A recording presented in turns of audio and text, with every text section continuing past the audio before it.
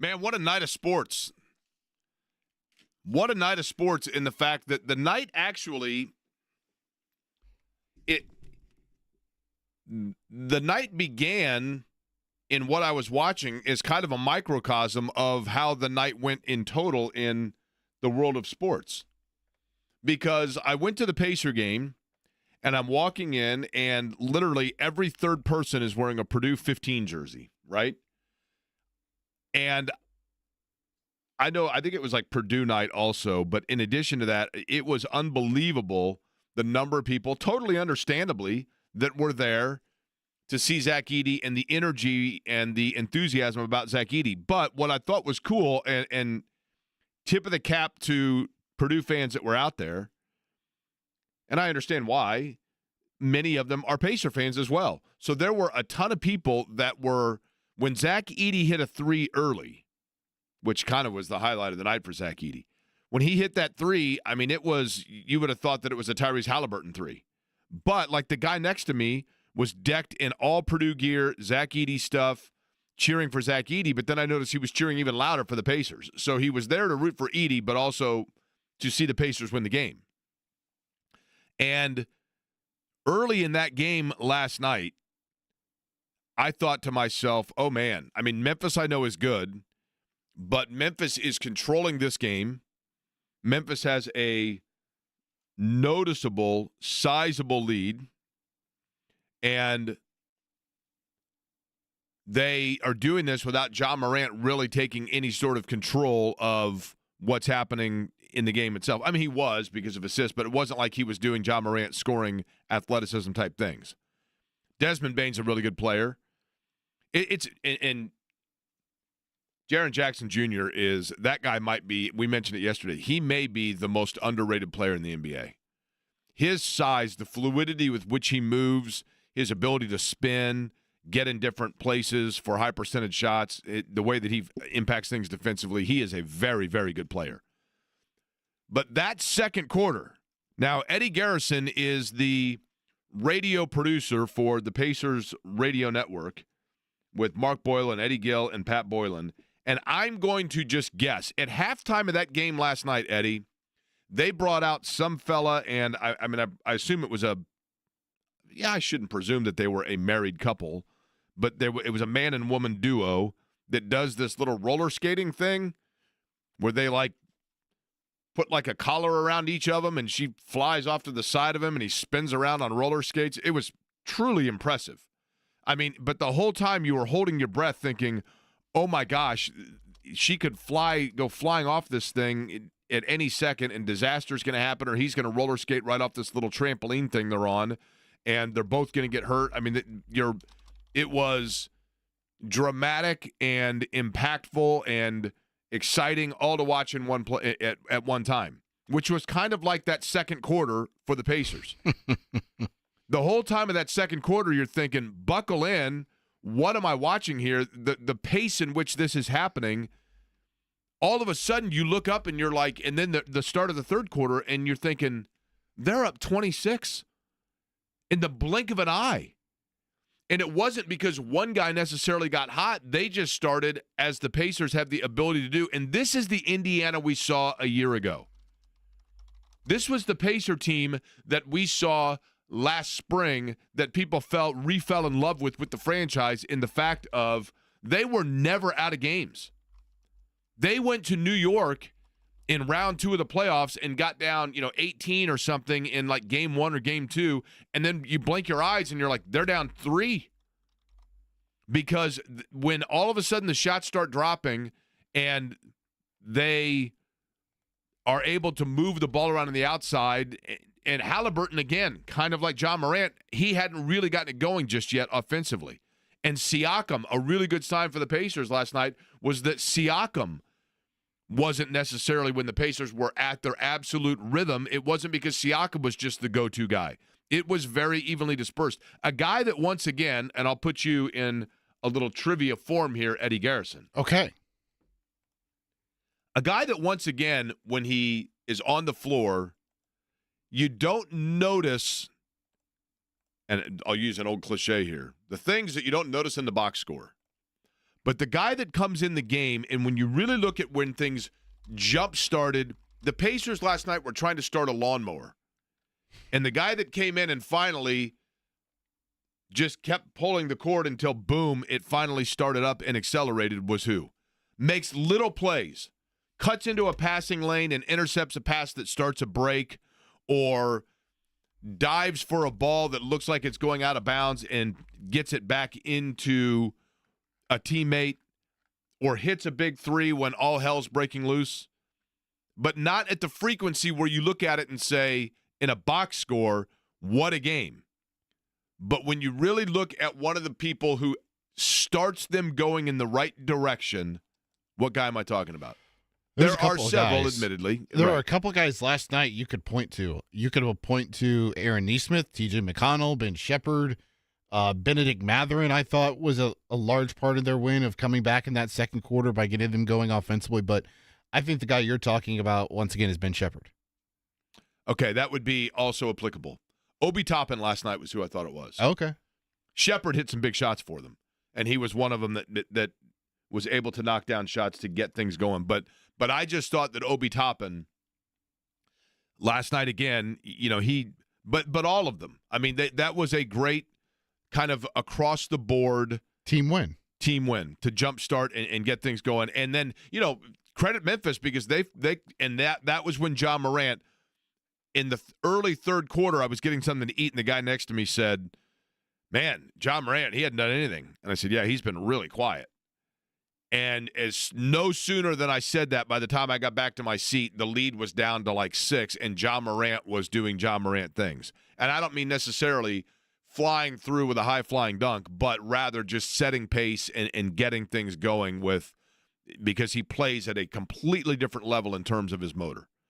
So then, a big win for the Pacers. We'll get more into that over the course of today. I leave there.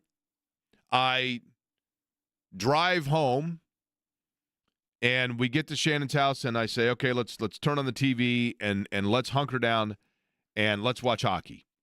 And when is the last time that I said that, other than my beloved Buffalo Sabres, of which I've been a fan now for 4 months? Never? So, well, Olympics for sure, right? And Stanley Cup. I think most people watch like the Stanley Cup Game 7. Hockey is an interesting thing to me. And I don't mean to talk below people that are diehard hockey fans, because I got diehard hockey fans, man, their fans are as loyal as any, and I tip my cap to it. I think the thing about hockey, and I noticed this last night, and by the way, Sean McDonough is just outstanding. Mm-hmm. The thing about hockey that kind of holds it back, I think hockey is actually more simplistic than the non-hockey fan gives it credit. I'm not saying it's not an intricate sport and a strategic sport, but I think that when you don't know a lot about it, you assume that what's happening on the ice is this uber super complex, multi-dimensional, multi-layered strategy of shifts and replacements and da-da-da. And that does all come into play, but in reality, it's in its simplest form, and I know that hockey fans are probably rolling their eyes saying this guy's an idiot. There's more to it than this. But if you really were to explain it to me like a kindergartner, I mean, you have your defensemen, you have your forwards and your wings that are trying to score for you, and then you have your goaltender. And it's just a matter of getting into the other team's zone area. I mean, obviously, right? But when you watch it, you are convincing yourself that there is stuff going on that you don't understand, and that's why you can't fully enjoy what you're seeing. So if you just watch a game like last night and say, I'm just going to watch this, let the commentator kind of explain who's who, it is captivating, and it is nerve-wracking. I mean, literally, as you were watching that last night, and Eddie, you saw it, I mean, at one point, it's like the United States couldn't get the puck to the other side of, I mean, I don't even know what term to use here, on their offensive side, if you will. Zone? In their zone, yes. And Canada is just getting shot on goal, shot on goal, shot on goal. And it's a momentum sport. It's kind of like volleyball. Then all of a sudden, finally, The United States gets it down, and now Canada's the one on their heels. It is an on-your-heels-all-the-time sport, and you feel better when your team is not the one that's on their heels just holding on for dear life. And that is cyclical, and that's what makes it literally like white-knuckle. It is a white-knuckle sport for the entire time. And last night as I was watching it, I had to remind myself, like, I can't believe that what I'm watching is an exhibition. Mm-hmm. This absolutely feels like it is Game 7 of the Stanley Cup Finals or the Olympic gold medal game. And when I say an exhibition, I know that they get a trophy or a prize or bragging rights, that kind of thing. I get it. I mean, there are stakes, but it doesn't get officially recorded by the International Ice Hockey Federation. The records are not officially kept for the respective national teams. That's my point. But it was awesome to watch, and it was super fun. And I think it just, the whole time that I was watching it, and maybe I'm alone here, but the whole time that I'm watching it, it was two things. Number one, it was like watching the guy and the woman with the roller skates. It was nonstop action, but you didn't know if at any point all hell was going to break loose, which is why you kept yourself glued. And then secondly, and the reason why I was having the conversation with the guy while I was getting something to eat early in the third quarter is because I sat through the halftime because I didn't want to miss what was going to happen. And virtually everybody in the arena, as I'm looking around, is sitting to watch the halftime show. And last night as I'm watching the hockey game, when I got home, it felt like, maybe I'm just going off of social media, but it felt like the entire country was watching it. It literally felt like what I'm watching right now, everybody is at home watching it. I couldn't tell you if I've ever seen my dad watch hockey. My mom texted me and said, "Look who's watching hockey tonight." And my dad was at home watching hockey. I was like, holy crap. He's trying to see how this looks and how it's going to turn out. Yeah, I mean. So I wonder how many people out there have either didn't watch hockey, hadn't watched hockey, don't watch hockey, and were watching it last night. Right. Maybe, Jake, that's a poll we should put up. Yeah, did you watch? I shouldn't say for the first time. I think most people, that's a good question, just in terms of, I think most people watched it, especially the third period and the overtime, because most sporting events that had happened earlier were over by then, right? Because it ended late. Mm-hmm. And I don't think many people went to bed early on it because you kind of wanted to see what was going to happen. I mean, I'm very curious to see what the television numbers are going to be. Me too. Do you think, Eddie, that's a good question. Now, it's hard because we do a sports talk radio show, so our audience is going to be within the sports talk radio bubble. But the question I would have would be, do you think that the people that were watching it were, in fact, like, did non-sports people watch that last night? Or were they still watching Real Housewives of whatever and, that kind of thing? It's a good question. Is it only sports fans that were watching? I'm sure the numbers will tell us something in that regard. How much it, peaked or spiked or whatever it ended up being. So I feel like if it's, a record or something for an NHL hockey game, then maybe. Now, just so you know, because I was all in on the USA-Canada thing, I did not, and again, here you have basketball, the intertwine, again, you have basketball fans from the United States that are going to see their favorite player play against their favorite team, but their favorite player is Canadian. So again, the Pacer Grizzlies game was a preview of what people were going to do afterwards to go watch the hockey. It all intertwines. Zach Edey, how did he begin? How did he get his footwork? He got his footwork because he played hockey, right? That's right. And baseball. I don't know if you know this, but he played hockey until they couldn't make skates for him anymore, and then he began playing basketball. Could you imagine a story that's only been told 15,000 times? Seeing a guy of his size either on the mound as a pitcher like he was in high school or on the ice? Eddie, my novice hockey thought, and I'm sure that there's a minor league team that has done this, but I maintain it. If I become general manager, give me a city off the top of your head that does not have a hockey team. Oh, Indianapolis, I guess. I don't know. Okay, Indianapolis, NHL, an NHL team. So I'm going to Nothing. We're not going to do Indianapolis because I don't want to do anything. I don't want to hurt the fuel. So give me another city. Top of your head. Boom. Go. I'm really bad. Cincinnati. Cincinnati. Okay. So we're going to be the Cincinnati Cyclones hockey team, right? And the Cincinnati Cyclones, I'm in charge of it as the general manager. First thing I do is I go out and I find the most nimble sumo wrestler on planet Earth, and that's my goaltender.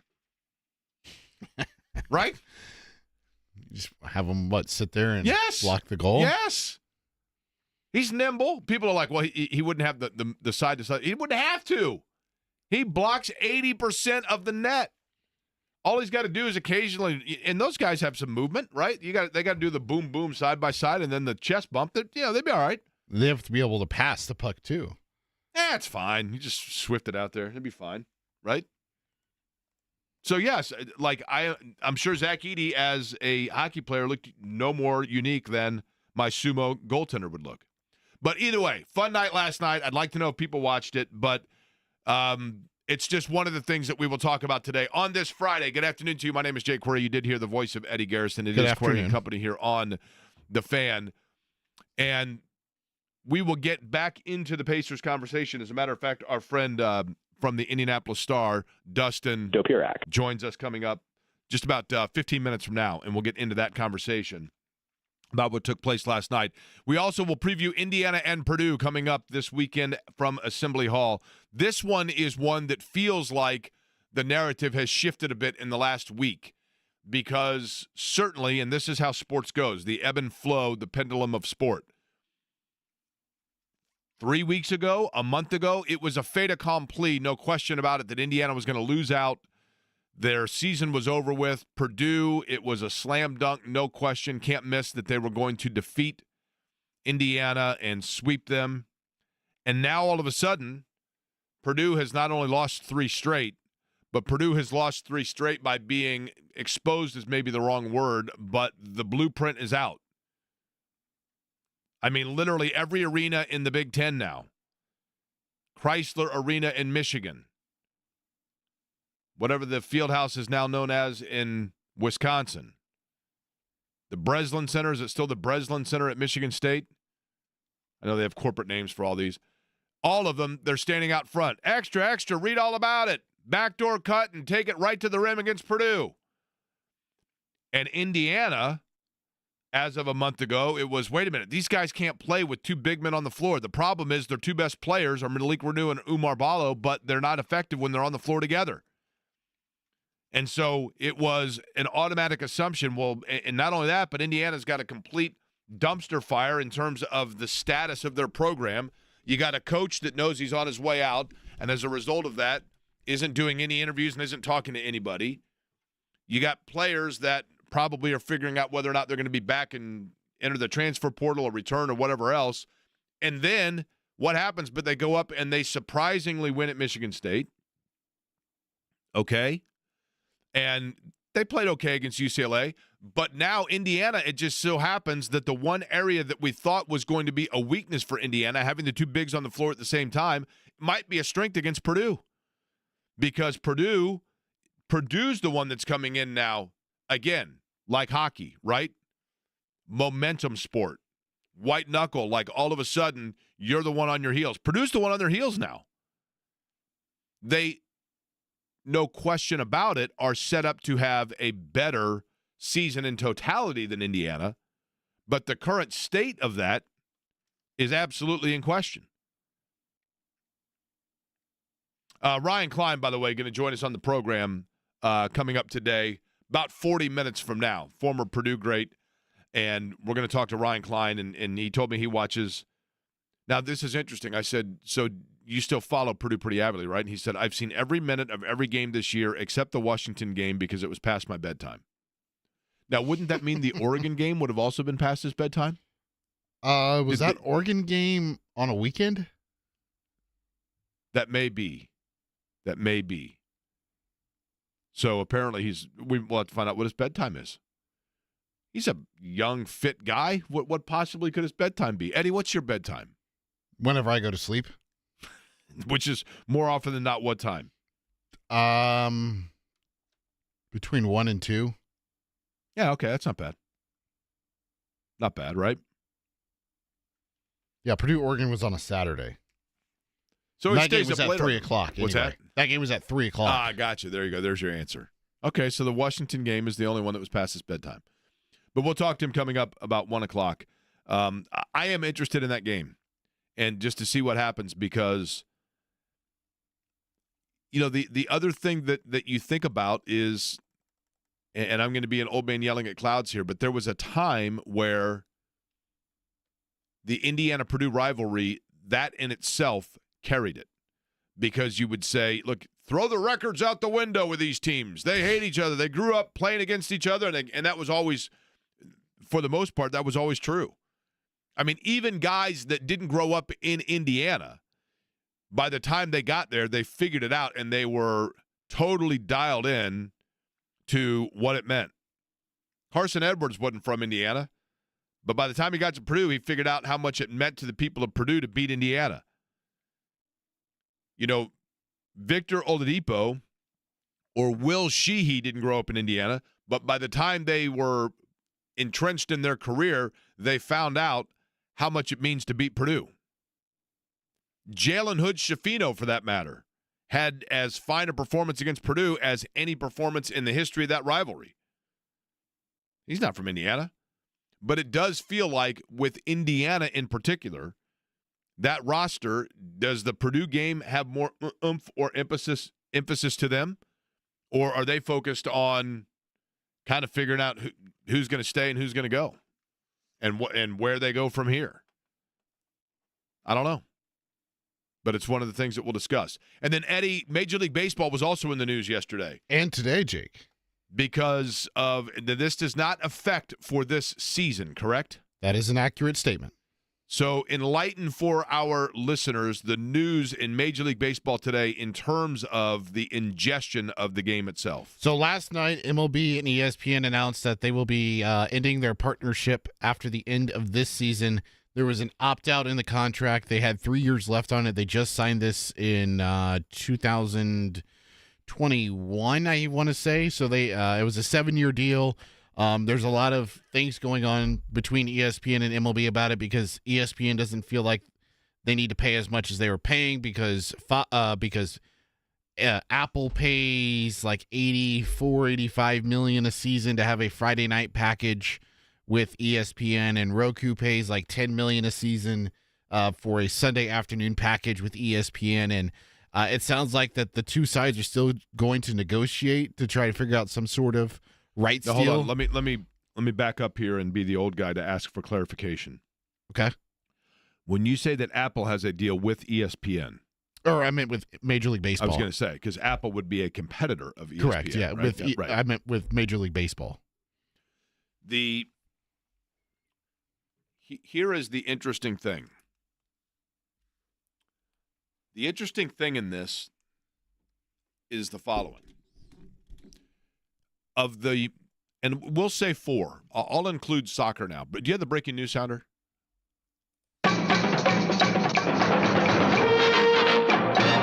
This just in, breaking news. Jake Query is now listing a 4th sport amongst the major sports in the United States, because it used to always be the big 3. Of the big 4 sports, and I'm going to include like English Premier League or professional soccer in that in terms of interest level because of what I'm about to say. Major League Baseball is at a major disadvantage that can cause this entire power struggle to really teeter for them, potentially in the complete wrong direction, versus the other leagues, meaning professional soccer amongst a couple of different leagues, the NFL and the NBA. Because demographically, something impacts Major League Baseball that the other leagues don't have to contend with. And it comes into play very seriously with this particular power struggle. And I'll tell you what that is, and then Dustin will join us to recap last night's Pacers game on the other side.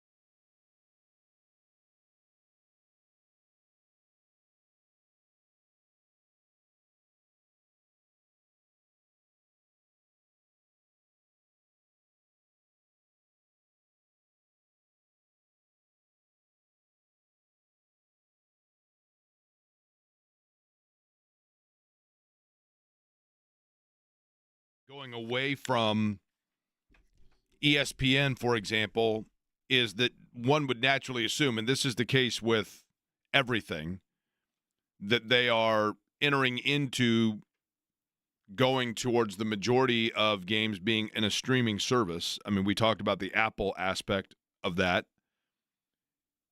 And the challenge is this. The NFL can start doing games on Amazon Prime. The Major League Baseball Major League Baseball started doing select games on Apple. But the NBA can start putting games on a streaming service if they choose. The NCAA tournament can do, if they wanted to, like, stream it on True TV or whatever it may be. And certainly Peacock is one that has used a lot of different sports.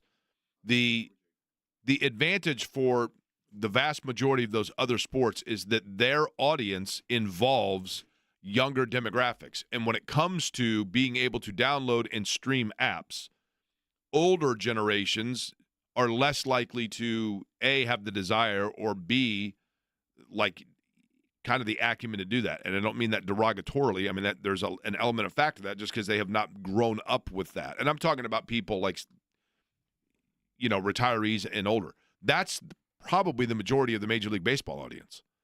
And the younger demographic that is very used to streaming things, and for that matter doesn't even know about, like, primetime network television because they watch almost exclusively Netflix or Hulu or Paramount or whatever it may be, Apple TV, Amazon Prime. That younger demographic, you would have to hope that that this introduces them to Major League Baseball, but many of them are not Major League Baseball fans. You are taking a huge chance here if you're Major League Baseball, if you are going with your primary, and I know that all of the teams have their individual broadcast partners, but in terms of your primary, like, game of the week broadcast, if you're doing that primarily on a streaming service, you are banking and hoping on the fact that your primary fan base will follow you there. I also thought that from a product standpoint on television with ESPN, its baseball coverage was stale, very boring, and hard to watch because, no offense to Carl Ravitch, I find him and whomever they have with him in the TV booth incredibly boring. And I remember growing up watching and listening to John Miller and Joe Morgan, and those guys who had a lot of energy, who made the game fun, who were, insightful, entertaining. They went to these different parks. They covered different teams. They went in, to people like me who want to go to all the Major League ballparks. They would show these cool little aspects of each park or what the key item is on each, menu or whatever it is from each of these parks that people travel to. And now it's just they're going to show up, they're going to do the game, and it's going to be boring, and they're going to move on. I mean, they get a little bit too in the weeds, right? Of what's the phrase? It's a little too inside baseball, right? Yeah, and they got rid of their Baseball Tonight show too. So that show that used to be on ESPN daily with, highlights, player interviews, manager interviews, whomever, to help promote the sport, it's no longer there. They need to bring back This Week in Baseball. Dun, dun, dun, dun, dun, dun. That's right. Check out this week's TWIB notes from around the American League. We're going to check out some NBA Pacer notes from around the Gainbridge Fieldhouse League with our friend from the Indianapolis Star who joins us on the guest line, Dustin Dopirak. Come on, Eddie. Faster on the button there. I almost hit the breaking news sounder by accident. So Dustin, last night, what in the world was the difference from quarter one to quarter two? Because that literally was like we were kind of plodding along in an F-150, and then in quarter number two, we all got in a Ferrari, and let's go. That was an impressive quarter for Indiana. Memphis then kind of rallied back in quarter number three. What was the reason for the ebb and flows? Honestly, this is going to be the simple thing, but the shots winning. And I even asked Rick Carlisle that. Did he think there was something different? And what he really felt like it was good operation in the first quarter. They just didn't get shots in. I think what you saw was, there was really they were really motivated to get Jalen Wells off of Tyrese Halliburton, because when they played the first time in Memphis, Wells just face guarded the heck out of Halliburton, and it was another one of those games where Halliburton just kind of stepped aside and said, okay, go play 4-on-4. This guy's just going to follow me wherever I go. I'm going to take him out of the play. And they had some success with that early in that game. I think they had 45 points in the first quarter, but that kind of tailed off as the game went on. So basically they went into this one and said that's what's not going to happen.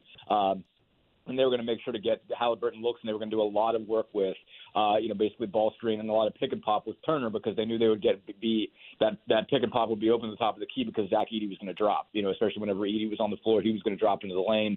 Halliburton was going to be dealing with two, and they would be able to tee Turner up for some of those threes. And they got a lot of those shots, and they're really, really clean, and they didn't go in. I mean, if you go back and look at the shots Turner missed in particular, but also Halliburton missed in the first quarter, they are open. They are wide, wide open, and they just couldn't get them to fall. So Carlisle's thing was like, hey, we're getting good shots. Just step into them, believe in it. These shots are going to go in. And in the second quarter, they really, really did. Obviously, Turner hit. I think Turner was 5 of 6 and 3 of 3 from 3. Halliburton hits a couple threes and then gets a couple, and then was able to get downhill and blow by some guys. It kind of forced Zach Edey to at least try to close out a little bit, and whenever he did that, they blew right by him. So really it was just a case of, basically they had really good operation in the first quarter. They just didn't make any shots. And in the second quarter, basically everything that they were working on really came together and the ball started going in the hole.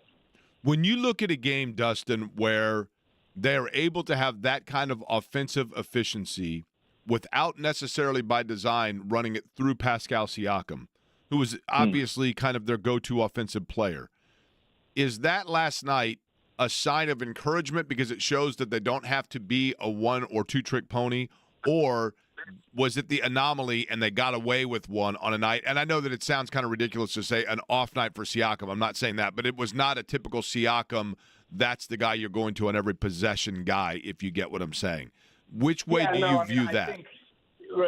Obviously the other side point of that is it's like, all right, like, you have had to get Halliburton going, and it was sort of fascinating to listen last night because obviously Carlisle, when you're talking to him, is frequently when there's something he's not happy about, especially when it comes to if something didn't work well with Tyrese, he's working really hard to get you off that case and be like, oh, that's not a big deal. Don't pay attention to the 3-shot night behind the curtain here. But like last night, they were pretty clear about saying like, we wanted to go into this game and make sure Tyrese got shots. We wanted to make sure that Wells didn't take him out of this game. And that was such a big piece to it. But obviously, again, like you're trying to make sure one of those two guys, gets going. But I mean, like if Halliburton gets going, then the whole operation works. You're feeding Siakam heavy, in cases when you need an isolation bucket, when a lot of things aren't going well. And so you just got to go trust that you can throw the ball down to him in the mid post and he's going to hit that turnaround fadeaway jumper. You don't want to live with that because, obviously he's going to make a lot of those and you're still going to be able to get him opportunities even if you're not, living through him. But Halliburton is still the engine of the offense when it's working at its best. And on those nights where he's, invisible, like a lot of things don't work as well. Again, they're able to find some other things and some other options.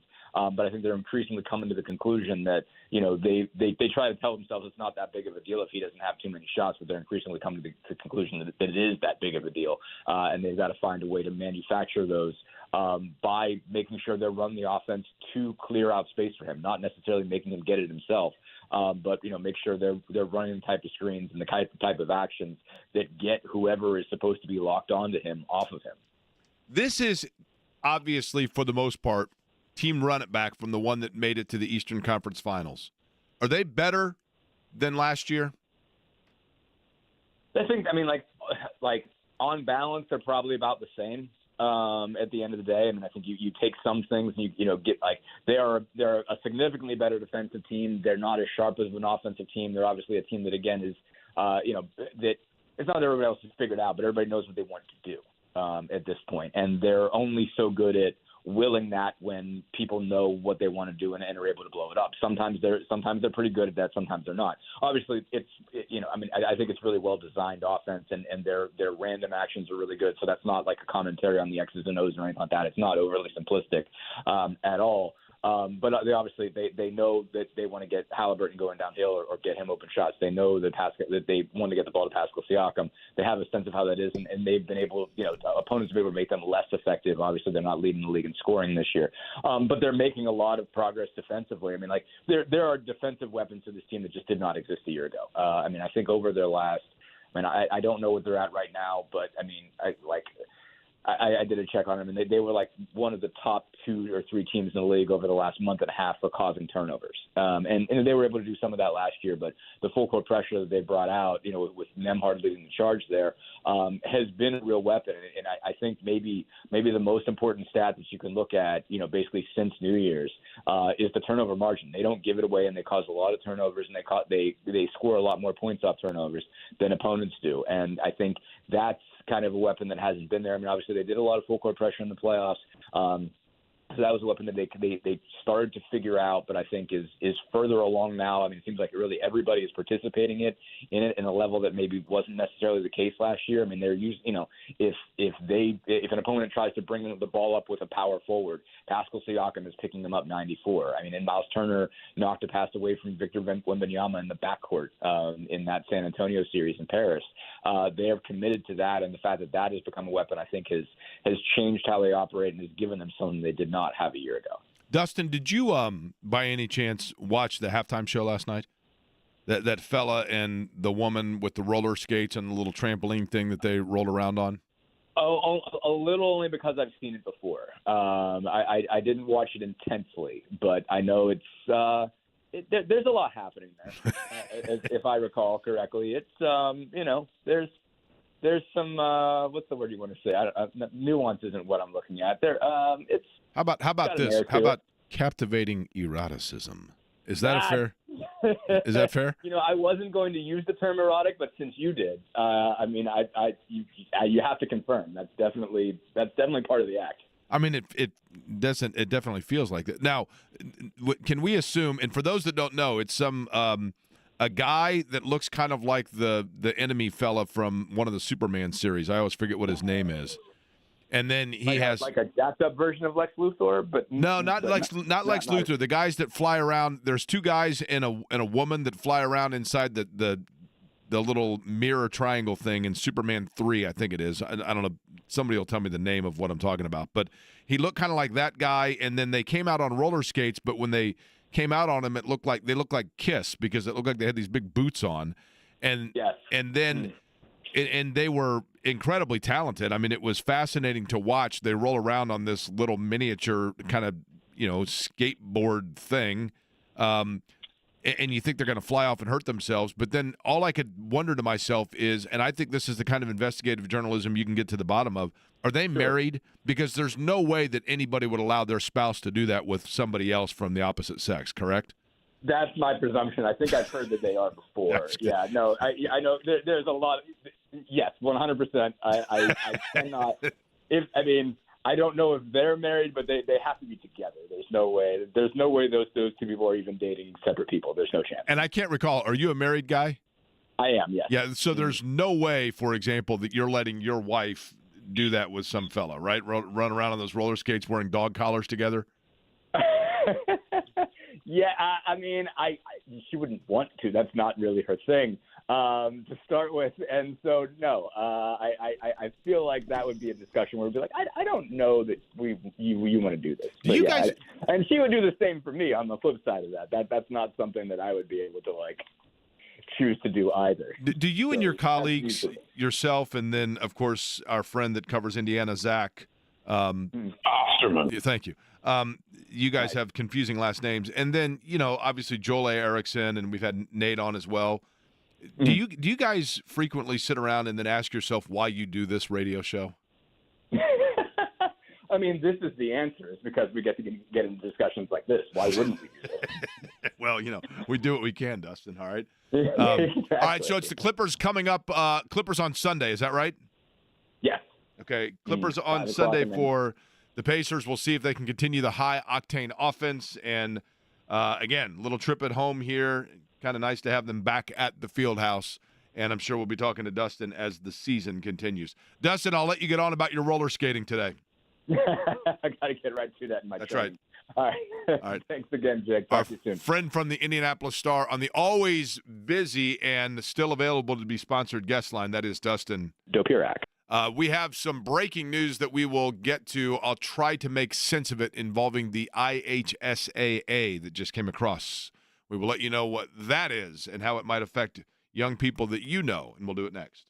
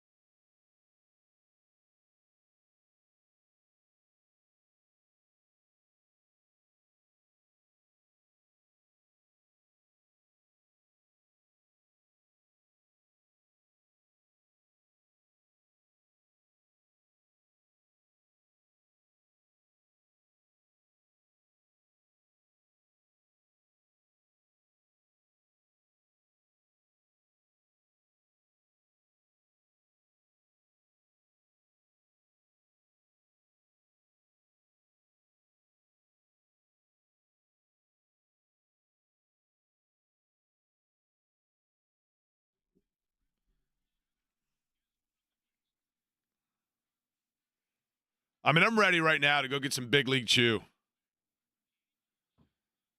Ready to just sit down, get my baseball cards out, check the agate page of the newspaper and find out whether or not Wade Boggs or Tony Gwynn are still leading their respective leagues in batting average. Love it, man. This week in baseball was the absolute best. Bring that back and get Major League Baseball back where it needs to be, right? If you are trying to go back to where you need to be in the IHSAA as a student athlete, the IHSAA has just released confirmation that they voted, and I'm going to read this directly because I don't trust myself to fully interpret everything here, okay? This from the Indiana High School Athletic Association. During its February meeting earlier today, the executive committee approved a basic framework that would make changes to Rule 19, eligibility and transfers of the IHSAA member school bylaws. In short, here are the three key components. And I mention this only because I do know that in today's climate and era of, select schools and students transferring schools, parents deciding to change schools, there are a lot of things that come into play when it comes to athletics.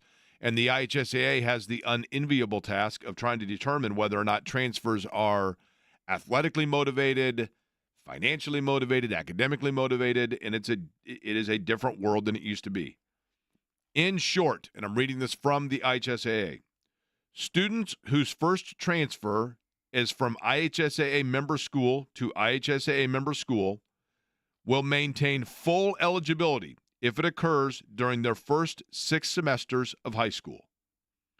Second and subsequent transfers and transfers from non-IHSAA member schools will be handled in a similar fashion to the way they have been in previous years.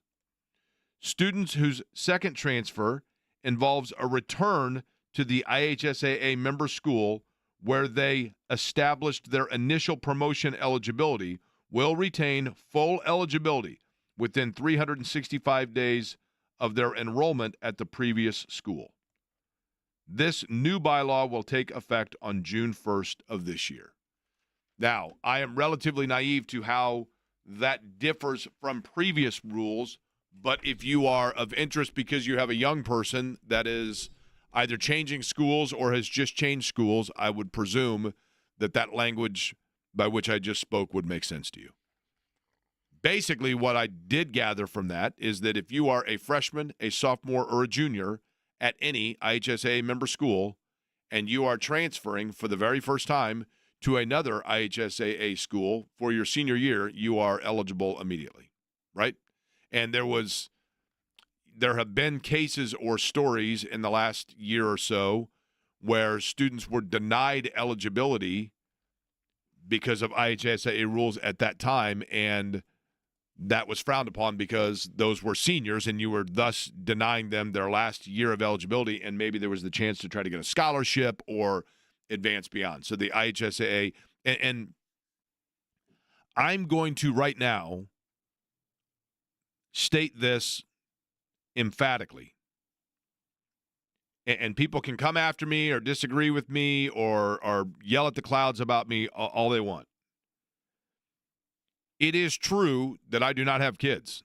So maybe, and I understand, and believe me, when you don't have kids and you are past the age of 50, you are reminded on a regular basis by people that you don't have kids.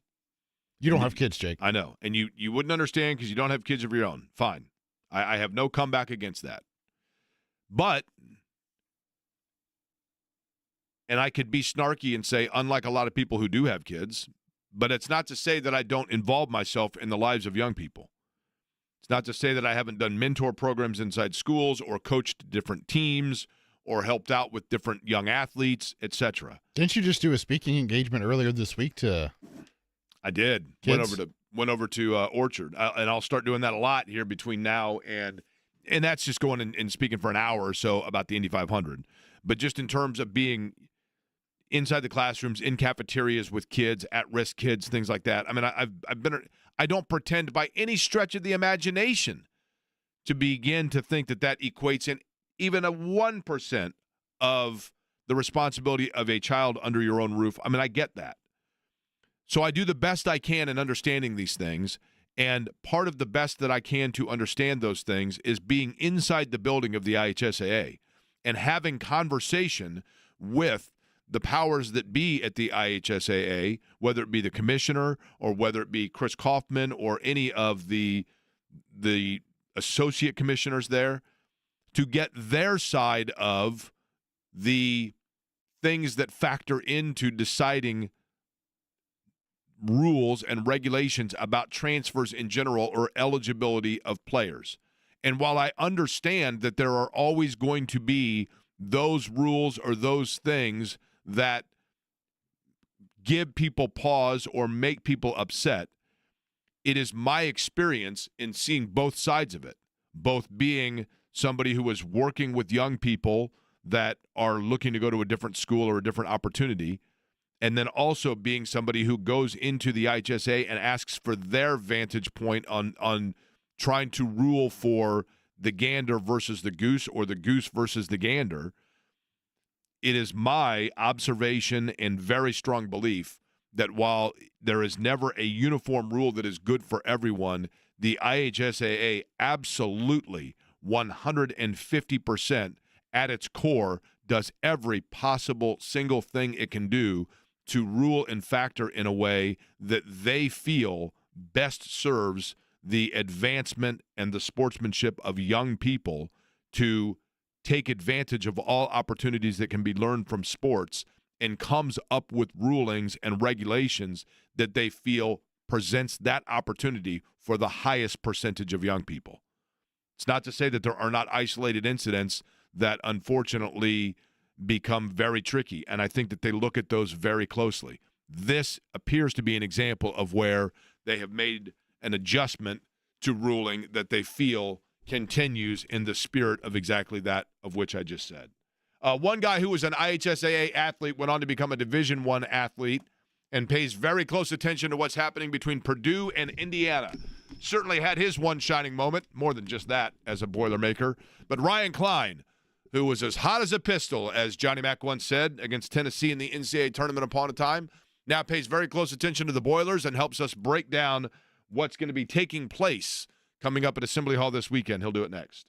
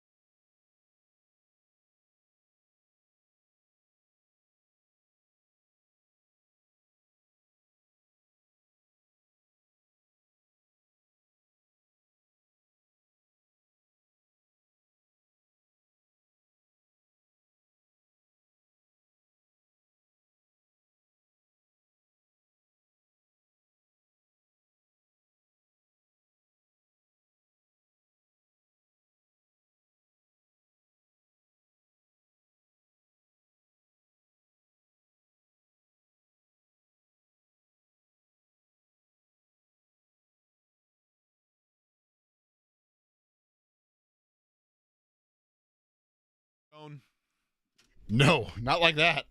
I'm telling you, and I'm not. And listen, I'm not comparing it by any stretch of the imagination to the stage of which we just heard in the NCAA tournament Sweet 16 against Tennessee. Ryan Klein going bonkers and hitting virtually everything. But that last shot that he had hit, where he kind of took a step back and lets it go and has just a glimmer of light and it goes down, barely moves the net.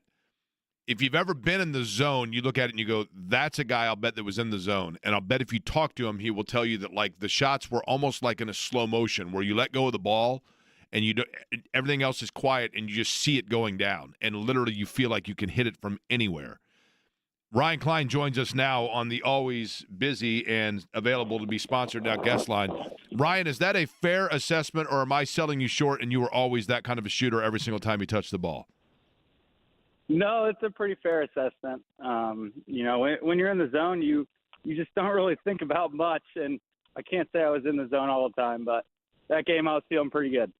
So when do you know, before we get to, and thanks for joining us, by the way, Ryan Klein joining us, of course, Carmel and Purdue star, who, hard to believe, it's been 6 years since he was a Boilermaker. But from an athletic standpoint, when did you know in that game, for example, that you were in it? And how would you because I do believe in the zone. I mean, obviously you do too. Like, how would you explain what the feeling is and how you know you're in it and how long it lasts? When I kind of knew was when I was making I made a couple pull-up jumpers from a couple great out-of-bounds plays that we drew up. But I mean, there's really nothing that compares to it. I mean, it's just it's something that when you're in it, I mean, you can't really explain. Like, right when it leaves your hands, you kind of feel it, and you can see it going right at the rim, hoping that it's not short or long. But yeah, it's a great feeling, no question. How many times have you watched that clip we just played? I normally watch it when they do like the, this day, 5 years ago or whatever it is. So yeah, normally then, but my brother will actually send it to me every now and then. It gets him fired up. It's pretty awesome. All right, let's get to this year's version of the Boilers. They are not currently in the zone, obviously, because they've lost 3 straight. Is there cause for concern here, or is this just kind of a bump in the road that you think they can repair? I mean, it's a little bit of cause for concern, right? I mean, you need some more bench production. It just looks like their body language sometimes in the game is just down, and I think that kind of affects everything. I think it affects them on the defensive end, and that's got to be our rock. We got to be able to get stops. We weren't doing that against Wisconsin. Obviously, weren't doing it against Michigan State down the stretch. So, it's just we got to clean a couple things up to get a couple wins here down the stretch. Growing up and going to Carmel, I would imagine that probably your circle of buddies growing up, probably half of them, maybe slightly more than that, went to IU, I would assume, right? I mean, yeah. Mm-hmm. Okay, so you knew from the second that you arrived in West Lafayette of the rivalry. The players that Correct. You played with that were not from Indiana, Carson Edwards, for example, is that the kind of thing you had to explain to those guys, or did they just figure it out really quick, especially when the student body's chanting IU sucks when you're playing like Akron in November? Yeah, I mean, you always kind of hinted at it, right, when you were when you had the chant. And I know Painter's kind of been trying to shoot that down. But you can tell as soon as you step foot in Assembly Hall. I mean, those students are ruthless. They'll do research. They'll say anything to get in your head. But that's what you live for. I mean, there's nothing like a rivalry game, and there's nothing like coming out of Bloomington with a win. It's the greatest feeling there is. Okay, so does Purdue have what it takes to get exactly that this weekend? Yeah, I mean, I think, like I said, there are a couple things that they kind of got to clean up. They need some more production off their bench. They need a couple of guys to step up, but they just got to go in there and they got to have a hot start. But they got to clean it up on defense. It's just something that has to be their core. But I'm really looking forward to it. Well, defensively, Ryan, let's get to this. Okay, defensively, obviously at the rim. Trey Kaufman-Wren, you had obviously the best rim protector in college basketball for the last 2 years working alongside you and Zach Edey, who's now in Memphis. So can you defensively, and when you were at Purdue, did Matt Painter talk about, were there ways that you worked defensively to, from the wing standpoint, to take that heat off of your rim protection? Is this an area where Trey Kaufman-Renn needs help from Caleb First and the other bigs, or is it actually a problem that starts before that in terms of the wing defense to not letting people get into that high operating area? Yeah, I've kind of noticed that they've been forcing a lot of things to the baseline, and that puts them in a lot of rotations on defense. And obviously, not having a guy like it would have been Jacobson this year, but he got hurt. We don't have that guy that can get up above the rim. But it's interesting because we always double the post, and again that puts us in a lot of rotations. I remember when I was playing, and I was not the best defender, that's for sure. Guys would get by me, and I remember my freshman year, Painter would just scream A.J. Hammond's name, and next thing you know, he's turning, looking at the ball, and going to swat it, and that's just not what we have without Edey and without guys like Haas and Hammonds and with Jacobson out. So we got to have better on-ball defense. It's just something that we absolutely need to win down the stretch. When you were a player at Purdue, Ryan Klein is our guest.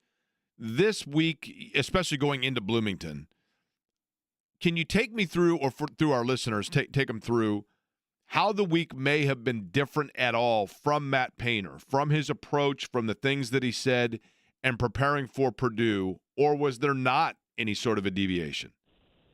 I mean, like the one thing that I can really think about was you're getting some texts from former players, and I'm texting some guys, like this is a special week.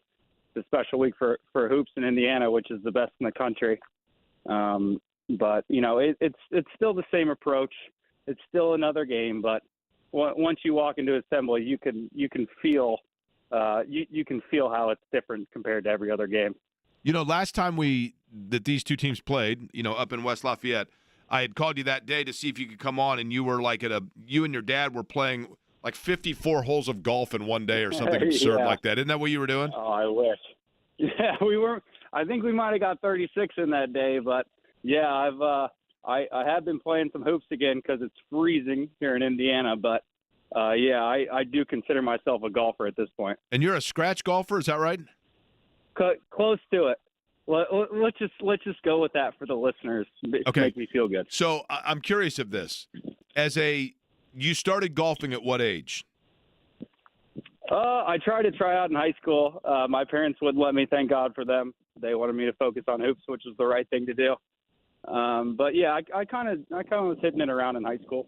Do you see any correlation? Because, for example, like from the Indiana side, okay, probably the two best golfers that I know of amongst the Indiana brethren would be, and I can't speak for younger guys, but Joe Hillman and Todd Leary are both scratch golfers.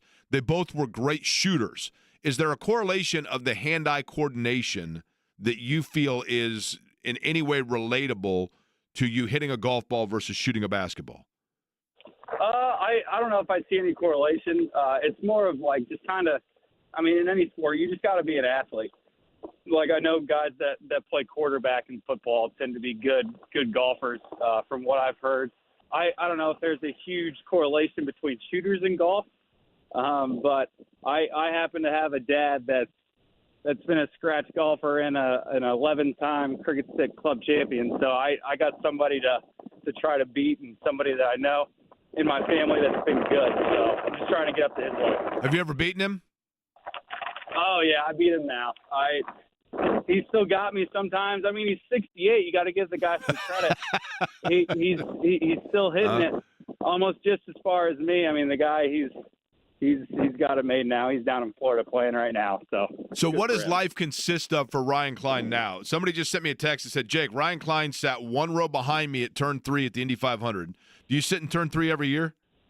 Oh, turn 3 every year. Me, my brother Kyle, and and all of our buddies. It's one of my favorite days of the year. There's nothing like the Indy 500. We love it. Okay, now hold on. So I'm in turn 3 for the radio broadcast, right? What? How far are you in the Vista? Where do you sit? I mean, like, we're normally there, like, right in the bleachers. I mean, the sun's pounding on That's you. what I mean. So it's the Northeast Vista is the name of. I don't know. Are you in the turn? Or are you like at the beginning of the turn? Where exactly do you sit? We're right in between. We're not in like the far end of it. Like, if I walked out, I could see a bunker on the golf course right there. Okay. So I don't know exactly where, but we try to get tickets right around there every year. I shoot him a Venmo, and I'm like, all right, I'm ready. All right, so here's the deal. So this year at the 500, my goal for the pre-race of the 500 is at some point you need to climb up the steps, up the ladder, up to the broadcast perch, and get a photo. We'll get a photo of Ryan Klein overlooking turn 3. Sweet, sounds good. I'll be sure to wear something a little more appropriate. My getup tends to be a little more white trash. That's the whole point. No, like it's I'm one of the people there at the 500. Ryan, it's the Indy 500, of course. I mean, if you're not wearing jorts and a tank top, don't bother coming up. Anything goes that day. Of Dick. course. Anything goes. Of course. All right. Now, your day-to-day life today, though, in terms of just what you're doing work-wise, the same person asked me that. They go, hey, he's great at the 500, but what's he do? What's he doing now in terms of you're not obviously a professional golfer. Your life consists of what? I sell hip and knee replacements for Stryker. We have an amazing robot, Mako, that we use primarily for all of our joint replacements. So if you're in need of one, please check it out. Scan Plan Mako can, right, Scott? So here's the thing. That means that, like, if all of a sudden there's some sort of a joint replacement limiting you from golfing, you talk to you first, and then you go out at the age of 68 like your dad, and you still hit it long at crooked stick, right? That's right. My dad actually got his joint replaced using the Mako, so he's been doing great. He's absolutely loving it. Walking 18 holes every day. All right, love it. All right, Ryan Klein, lastly, before we let you go, let's go back to the game on Sunday, 1:30 in Assembly Hall. Tell me what you're looking for in the first, let's say, 5 to 7 game minutes of that game that is going to tell you whether or not it's going to be a good day or bad day for Purdue. Well, now that's tough because I feel like almost every game we come out hot, and I'm not saying that's a bad thing. That's obviously a great thing, but we need to worry more about coming out strong in the second half and closing the first half. We've come out so strong early. It looks like we got our swag, and it looks like we're really playing hard. And then a couple things don't go our way, and we're throwing our arms up, and our body language looks bad. We got to come out hot like we normally do, but we got to be able to close out halves, close out every 4 minutes for those timeouts, and come out strong in the second half and just play with some more swagger. Can Braden Smith play with that same swagger considering the minutes he's logged for the rest of the way? Oh, yeah. I mean, he's got the motor for it. I mean, I remember when it was my senior year and I was playing a lot, I'd get pissed if I came out. And I know he's the same way. He's built for things like this. What an incredible story. What an incredible player. And, I'm sure he feels the same way. I'm sure when Payne subs him out, he's like, Payne, what are you doing, man? I got to be out there. And then, I said lastly, I'm going to go with one more here. Give me the guy for Purdue that, because you told me you watch just about every game. I assume you occasionally still talk to the guys up there or maybe go into a practice or whatnot. Mm-hmm. Who is Purdue's kind of X factor? And by that I mean, we know Braden Smith's a great player. We know Trey Kaufman-Ren's a great player. We know that Fletcher Lawyer kind of does some things maybe that don't show up box score wise. But who's the guy that doesn't get enough credit, and he really is the guy that kind of does the little things that only those on the inside would notice? I keep harping on our bench production, right? I mean, our bench production has got to be better. We got to come out with a little more intensity off the bench.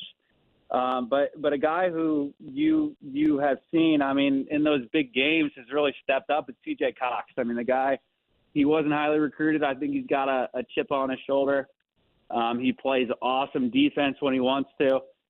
I think he can shoot it like crazy. He's a guy when he's kind of going and his energy level's up, I feel like the rest of the team feeds off it. All right, I'll be looking for the guy in cutoff jeans and a tank top to try to bring him up to the perch in turn 3 just before the race, get a good view, and then we'll let you go back on about your friends coming up on race day. Best day of the year. That was more of a 3, 4, 5 years ago deal. I look a little more appropriate now, but I it's the I don't one want day. to disappoint you when I don't want to disappoint you when I roll up there. It's the one day of the year where, like, I mean, you can be 68 and you still go out there and look like you're 21. Let's go, right? I mean, that's what it is. No question. I mean, it's Indianapolis' staple. I mean, it's something that I never want to miss for the rest of my life living here. Well, you and me both. I appreciate that sentiment for sure. Ryan, I appreciate it. We'll let you enjoy, go on about the rest of your day, and then obviously enjoy the game coming up 1:30 on Sunday. All right, sounds good. Thanks for having me. Go Boilers. All right, Ryan Klein joining us from the pride of Carmel High School and as well the Purdue Boilermakers. I'm telling you, back to the forefront of the conversation, and it's, you know, I remember Michael Jordan once saying about the zone, he's like, man, you just feel like the rim is just a huge bucket. And it's only happened to me twice, once in a competition, once just in shooting, like in a gym, just shooting around. But it is a fascinating phenomenon, And you don't know how long it's going to last, but man, there's no doubt, and it is like a slow motion out of body experience. And he had it in that game against Tennessee, which is as good as any that you're going to see for absolute certain. You know, talking about just Purdue defensively, I thought he made a really good point there where he said it's like people are just trying to get to the baseline, and there's no doubt that that's what's taking place. I mean, you can see that the teams playing against Purdue realize the area that you're able to take advantage of is if you can get kind of behind, especially, you know, almost behind where Kaufman-Wren is, because he's your last line of defense. He's just not able to rotate over fast enough. There's not enough help there. And I think for Indiana, if they can play, and at the beginning of the year, Indiana tried to do this a lot. And then I think there just wasn't enough space, frankly, for both guys. But if they can get to the point where they are getting Umar Ballo and as well Malik Renew to go side by side from the opposite the opposite blocks and work together, they're going to be really that's going to be formidable for Purdue. And Caleb First is going to be very important, a guy that I keep talking about. Indiana coming in at 15-11, 6-9 in the Big Ten. Purdue at 19-8 and 11-5. But the storyline probably is the fact that Purdue now is coming in on that 3-game skid. And can you believe, Eddie, that we are 83 minutes into this show today and have not mentioned the Indiana coaching search today? That's the first time in like a week, right? I don't think we mentioned it at all yesterday. Really? I don't think so. I still have my 3 clubhouse leaders there. It's a fluid situation, right? I guess we did technically with Mike Nizilik. Correct. Outside of that, we didn't. You know, it's like the NCAA tournament in terms of like on the bubble, first 4 in, last 4 in. It seems like right now the number 1 seed is Dusty May. And then after that, you would put next 4 in. And right now I would put Mick Cronin, TJO, I'm simply going to say that, from Iowa State. Otzelberger. And is that one we'll have to get on a hockey for you, Jake? Yes. If that comes to fruition. That's correct. Now, the other one that, and you know, when you look at teams for the NCAA tournament and you see the little arrow going up, meaning like they're rising, their profile is on the rise. Brad Brownell of Clemson right now in this process has the arrow going up. He's one name that I don't think it's ever anybody's first name mentioned, but it's consistently mentioned. And I go back to the fact that he is the ultimate safety school fallback, because if they go after, which they're going to, obviously Brad Stevens, and I think that is probably, that door's closed, but Dusty May and probably Mick Cronin. If you can't land one of those two, and let's just say for the sake of the discussion that's your top two, your list of top two. And I know I saw somebody yesterday had an article saying Rick Pitino. Rick Pitino's 72 or 73 years old. I mean, you're right back to square one in 5 years if you do that. I don't think Indiana wants to go through this again. I think they'd like to get somebody that they don't have to do this for a while. Pitino would at least get you back on the map. There's no doubt. He's a hell of a coach. Look what he's doing with St. John's. No question. Listen, I think the world of Rick Pitino as a coach. And for that matter, and I know that he had his personal life indiscretion at Louisville, but in the times that I have been around press conferences and other such things with them, I have had the utmost of respect for him as a guy in terms of the way he handles himself within the confines of a game setting like that. Wonderful coach. Billy Donovan's another name like that. But as you go through those, if you don't land one of those, because Brad Brownell, I don't know that he has a direct relationship with Scott Dolson, the athletic director at Indiana, but they absolutely, at the very least, have very close connections of mutual friends, if you will. Like Brad Brownell's Facebook page and Scott Dolson's Facebook page has like 67 mutual friends, okay? And one of those is Calbert Chaney. And Brownell, if you look at the fact that, and Mike might have been one to make this point, if you look at the fact that Brownell has done what he's done at Clemson, maybe it did take him a while to get Clemson going, so to speak, and he kind of had those. Clemson was always kind of the first out or on the bubble team year in and year out, but then they did break through. They went to an Elite Eight. He's got a really good team now. Yeah, they've taken advantage maybe of a little bit of a down ACC because Carolina's way down, and Maryland's no longer in the league. Obviously hasn't been for quite some time. Virginia has had a change.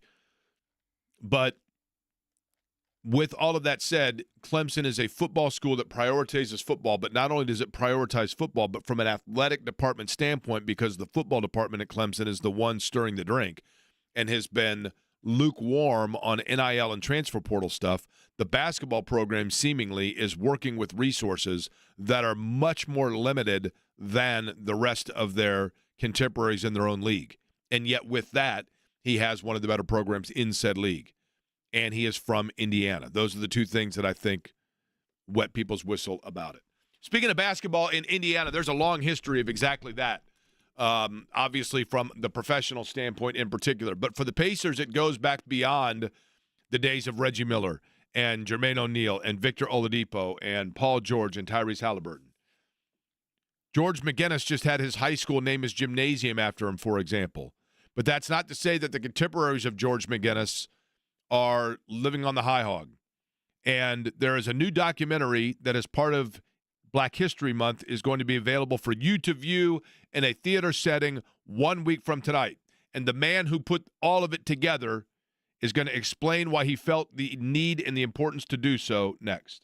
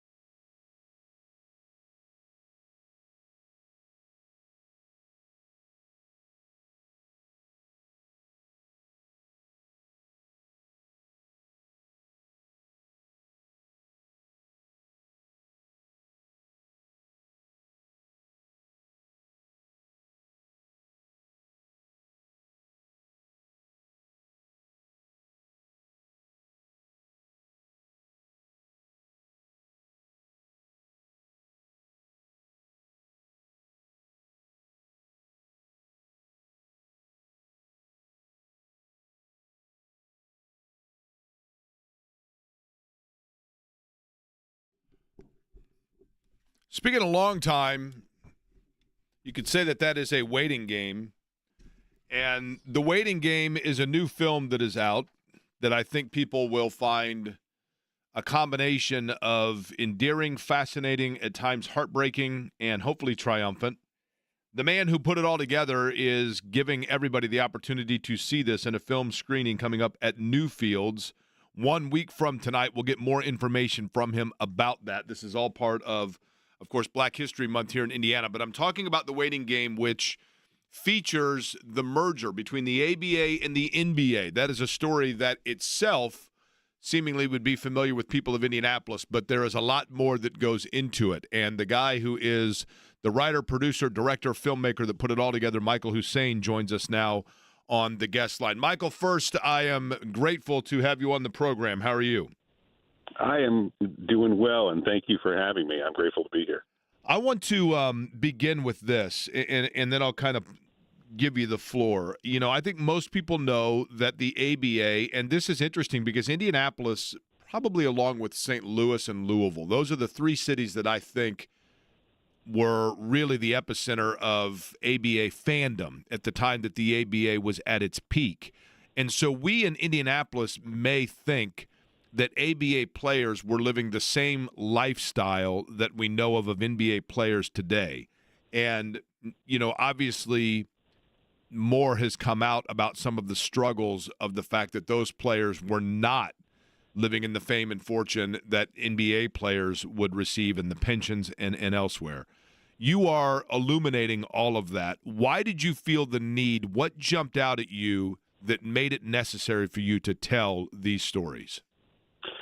Well, I grew up an ABA/NBA Pacers fan, and so I remembered them. Hazy, but I remember them, and always appreciated them. And I met a guy named Scott Tarter, who is one of the two co-founders of a not-for-profit called the Dropping Dimes Foundation, which was set up to help struggling ABA players. Guys who were, some of them were really struggling, like, couldn't afford life-saving medicines. Their insulin, couldn't pay their rent, were being evicted. And I was stunned to know that such a thing would be needed. How could ABA players, these guys who were, basically athletic gods in their time, how could they be in this situation? And he explained to me that, out of the merger, they all thought they had pension and retirement benefits, and they didn't. And so Dropping Dimes was set up to help them, and was really he felt close to getting the NBA to step up and provide some benefit for these guys, some recognition. And so we started following him, and I thought it was going to be just a very short film, like a 10-minute nice feel-good story, but the NBA didn't come through, and said it would, and then it, delayed a couple more months, didn't come through. And as the delays kept stacking up, unfortunately, these guys are in their 70s or 80s, and their needs were urgent. Guys started dying, and so it became something that I could not put down. It was something that was really, really important for me to make sure that the story of these guys and the story of what Dropping Dimes was doing, that it came to light. Michael, what I'm about to ask is going to sound like I'm being accusatory towards players. I don't want it to be that way. I'm asking it for a clarification, okay? When we talk about ABA players, whether they be from the Virginia Squires or the Louisville the Kentucky Colonels or the Indiana Pacers or the Spirit of St. Louis, whatever it may be, when we talk about those players and some of the financial hardship that came upon them well after their playing days were over with, I think the immediate reaction from the cynical society we live in is going to be, well, it's not my responsibility that they weren't smarter with their money. Is it fair to say that it is not that they weren't smart with their money, it's that they were, A, either deceived with their money, or B, they were not compensated at the level that we would be expected would have been the case considering their level of entertainment provided? It's all of the above. It's, so the money that these guys were making in the day was an absolute, to say a fraction would be to say too much. They were in the early days of the league. They might have been making $25,000 a year. In the latter part of the league lasted for 9 years. They might have been up to like $100,000 a year for a really elite player. It just wasn't the kind of money that we're talking about. I mean, that probably translates to like 10 minutes of a current NBA basketball player's salary. And so the game and the money behind the game has just the exponential growth it's very hard to put into a comparative term, but it's like these guys were not making a ton of money. Most of them they worked in the off season, and then certainly after their careers, they had professional careers elsewhere. So, Dave Robish worked for the state of Illinois. Sam Smith, a guy who lived here in Indianapolis, worked at Ford for years. So these guys did not make a ton of money, and it wasn't that they weren't smart with it. They just didn't have it. So, what they thought they had, and what seems very clear to a non-lawyer, which all these guys were, that there were pension benefits coming to them from their playing days in the ABA. So and so Scott Tarter, the guy I mentioned, he's a lawyer, and he looks into it and he says, it does look like they have a pension. And so part of the film is the exploration of like, how did this business deal, the merger, go so badly for these guys? And I would assume, Michael, that Michael Hussein is our guest, by the way. He is the writer, the director of The Waiting Game, which is all about the Dropping Dimes Foundation, their efforts to make good, essentially, for these ABA players.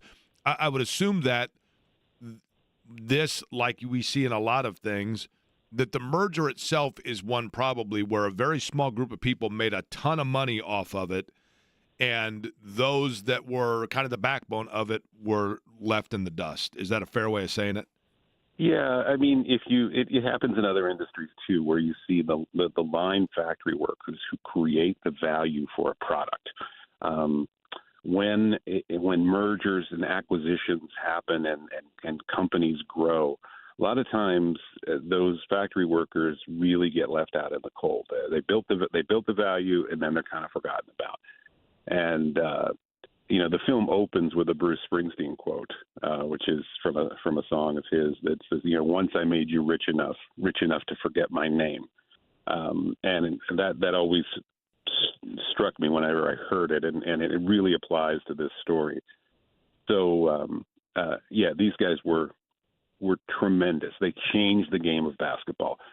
The innovation of the three-point shot, the slam dunk contest, player fashion, halftime shows, just the whole entertainment value of sports. The ABA kind of revolutionized that and innovated it. And so the game that you see today on the NBA floors, if you were to look at its origin story, it doesn't really go back to the NBA's own roots. It goes to the ABA. When you were doing this, Michael, and, like you said, you start out with what you think is going to be, and you've done a lot of the 30 for 30 shorts and things like that. I mean, you're no stranger to doing these sorts of, whether it be films, documentaries, all of that. So when you first got into this and were looking into it, can you relay for me maybe one story, one interview, one anecdote, or just simply one epiphany that you had where you stopped and said to yourself, this is why I'm doing this. This is why this is important? You meet the players who are struggling, and it's crystal clear from a just human point of view, because that's really what it boils down to. This is a very sort of human justice story wrapped in sports clothing. So Ralph Simpson, who was a many-time ABA All-Star, he was actually on the short list to get on the Hall of Fame ballot this year. Extraordinary guy. He was putting off heart surgery because he wasn't sure he could afford it. Think about that. That's a terrible place for any human being to be in. Jimmy Jones, who was a 6-time ABA All-Star, really, really great player. He's driving an Uber today in Las Vegas. it's sort of just it's injustice. It's not fair. It's not the right human thing. So whether the NBA had a responsibility from a legal standpoint, I just think from an ethical standpoint, these were the pioneers who built the game. And so nobody knew in 1976 when the merger happened that the game was going to take off the way it did. Nobody could have predicted it. You go from $1 million TV contracts to tens of billions of dollar TV contracts. Players making 30, 40, 50 million dollars a year, which happens today. I'm not sure either league combined would have been worth that much money. So things have changed. And so an appreciation for the shoulders upon your standing that allowed that seems like just a simple thing to do.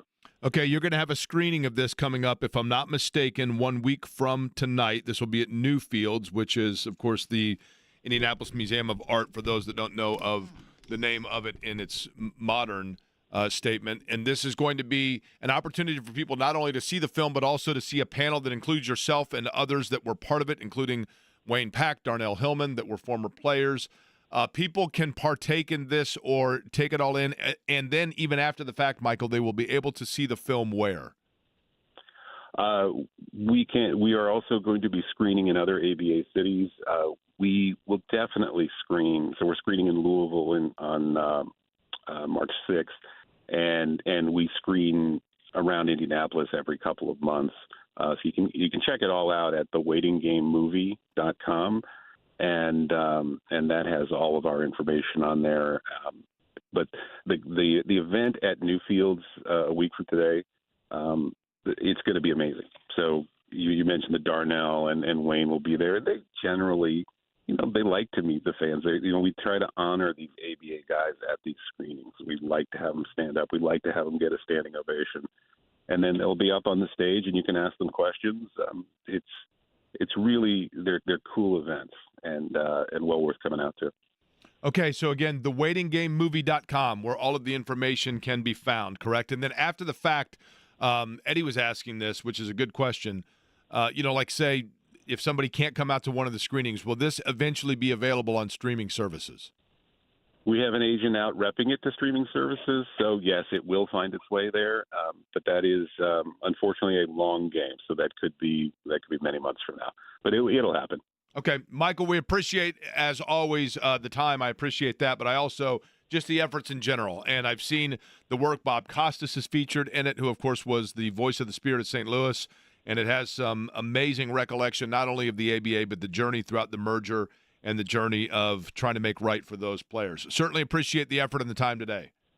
Thank you so much, Jake. All right, Michael Hussein joining us on the guest line. I had the opportunity, and I'm trying to – I don't know if we'll be able to play this or not because things are running electronically a little wonky in here. But I've never played it for publicly I don't, for no reason other than, I was the luckiest guy in the world and still am in many, many ways. But I was able to be a fly on the wall for a celebration that involved a recollection and a look back on some of the great ABA Pacer moments.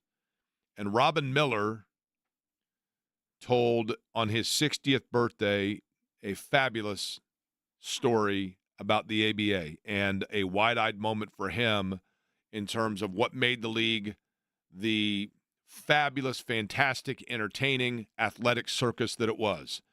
And I'll try to play for you the audio from that on the other side because it was great. And we miss Robin for certain, and nobody could tell a story like Robin. And try to do that next.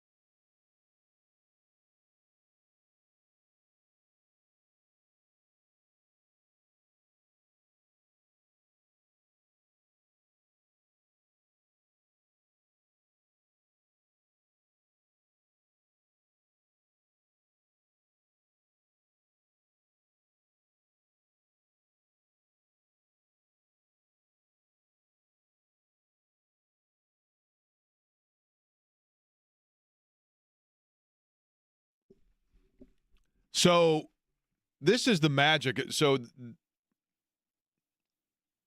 Robin Miller, there is nobody, and that's why I wanted to have Michael on.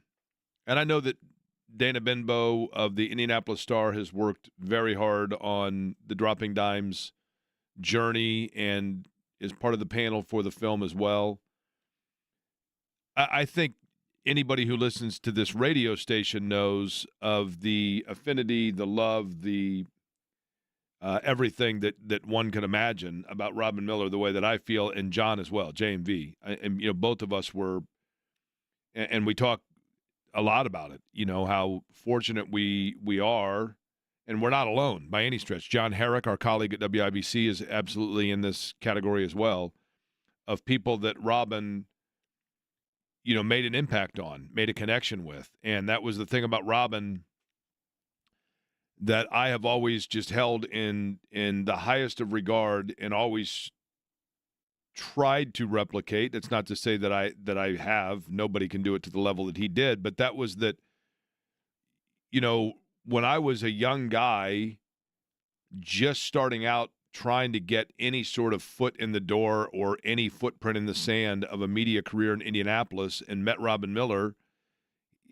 he treated me as if I was Bill Benner or David Benner or Mark Ambrogi or any of the guys, Mike Chappell, that have been around and were his colleagues for a very, very long time. And his loyalty in that regard would not only allow for someone like me to be involved in a lot of different things that he took part in, but also to be able to witness and he was a bridge towards many of those people that we're talking about. The old ABA Pacers, George McGinnis, Bob Nedelicki, Slick, certainly, Mel Daniels, and the fact that those guys didn't know me, but they knew that Robin knew me, and so we were connected in that way. And whenever Robin would have an event, and he had a lot of them, the dinners at IHSAA's or his birthday celebrations that Steve Shunk would put on, he would always make sure that Robin had zero caste system about him. And everybody was the same. You're a friend of Robin. That's all it was. It didn't matter whether you were somebody that had been at the top level of sport in Indianapolis or was as fledgling as one could be. You were a friend of his, and so therefore everybody was equal. And when I went to his 60th birthday celebration, and he held court as only Robin could do, and he told a fantastic story about he was basically the Jimmy Olsen of the ABA Pacers. And he got up and said, hey, I want to tell a story. And Nedelicki was there. Mel Daniels was there. Slick was there. And he had them all up there on a stage. And in a moment that I have always been grateful for of one of the few smart decisions I've ever made in my life, I decided that I wanted to videotape quickly what Robin had to say. And I did. And I've never shared it because I always felt like because it was his birthday that was for the people that were there. And it's not some huge epiphany. It's not some huge emotional thing. It was a funny story. That's all it was a funny story that he told. And it was his birthday party for his friends. But I think in keeping the magic of Robin Miller going and in the beauty of Robin Miller, Robin loved for his stories to be everybody's stories. And that's why now that we have the audio and we got it sorted out, I'll play it for you next.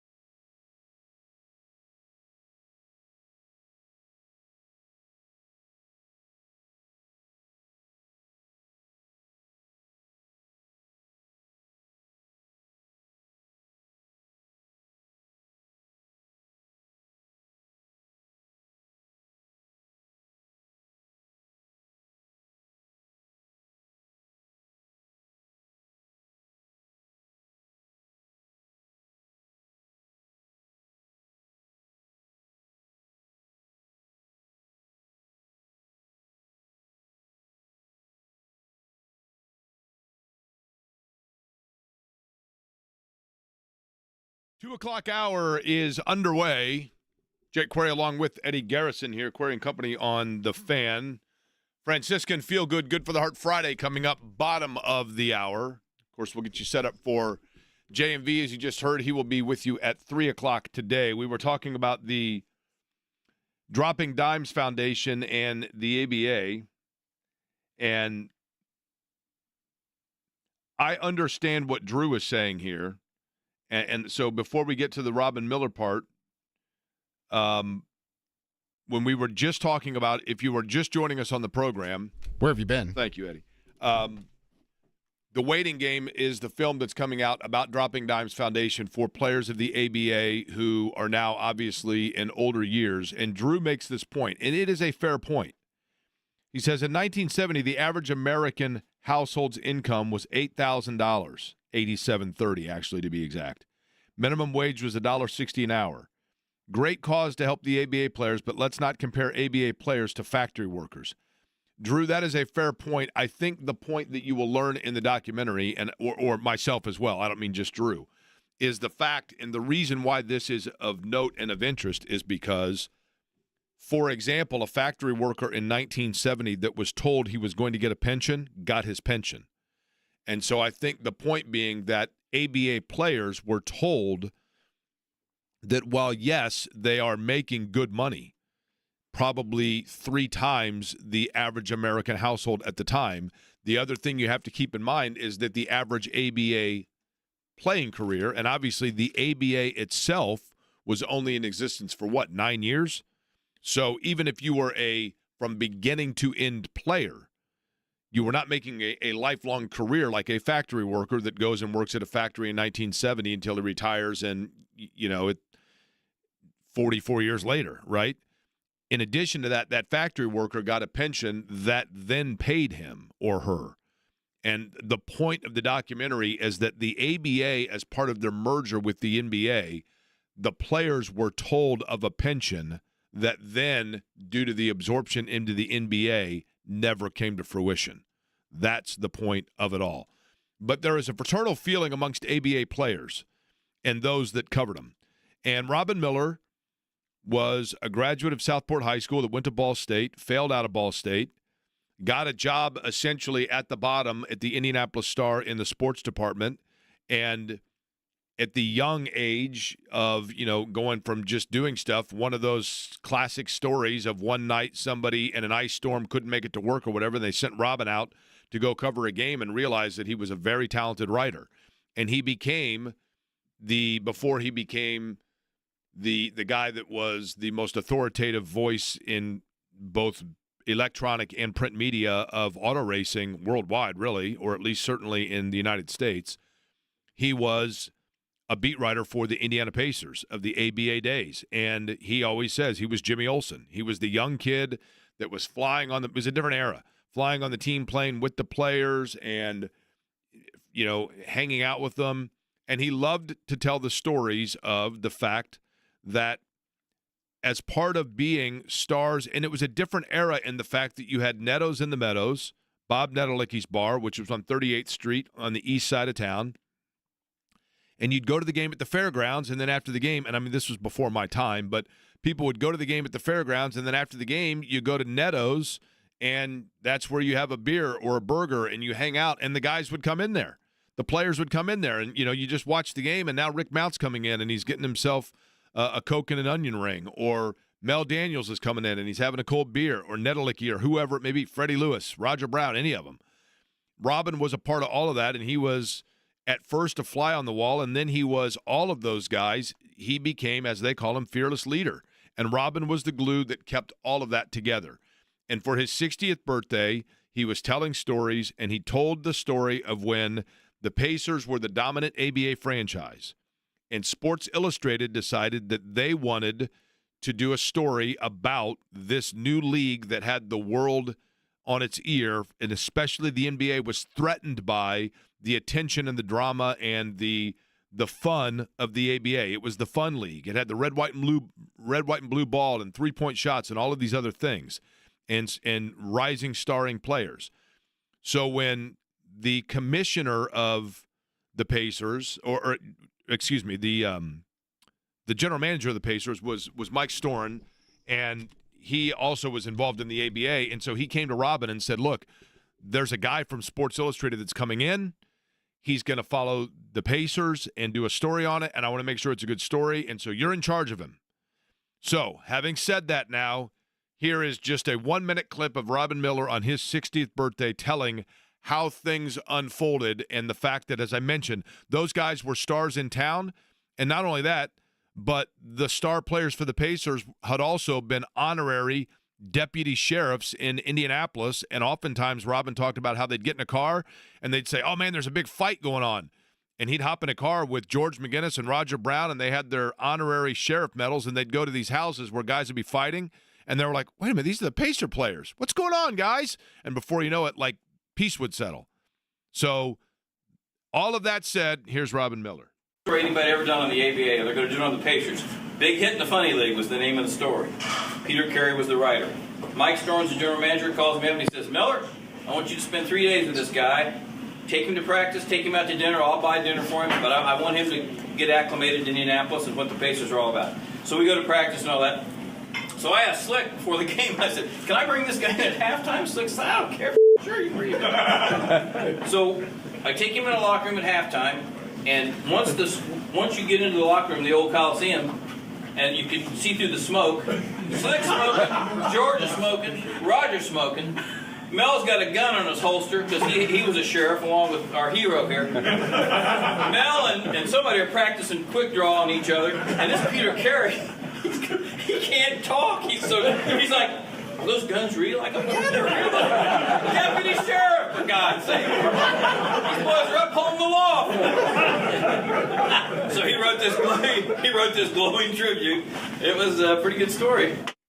Nobody was better than Robin Miller at telling those stories. And one of the places, by the way, that Robin used to tell those stories, one of his haunts, the Working Man's Friend on the west side of Indy. And, man, the world's on its ear, Eddie.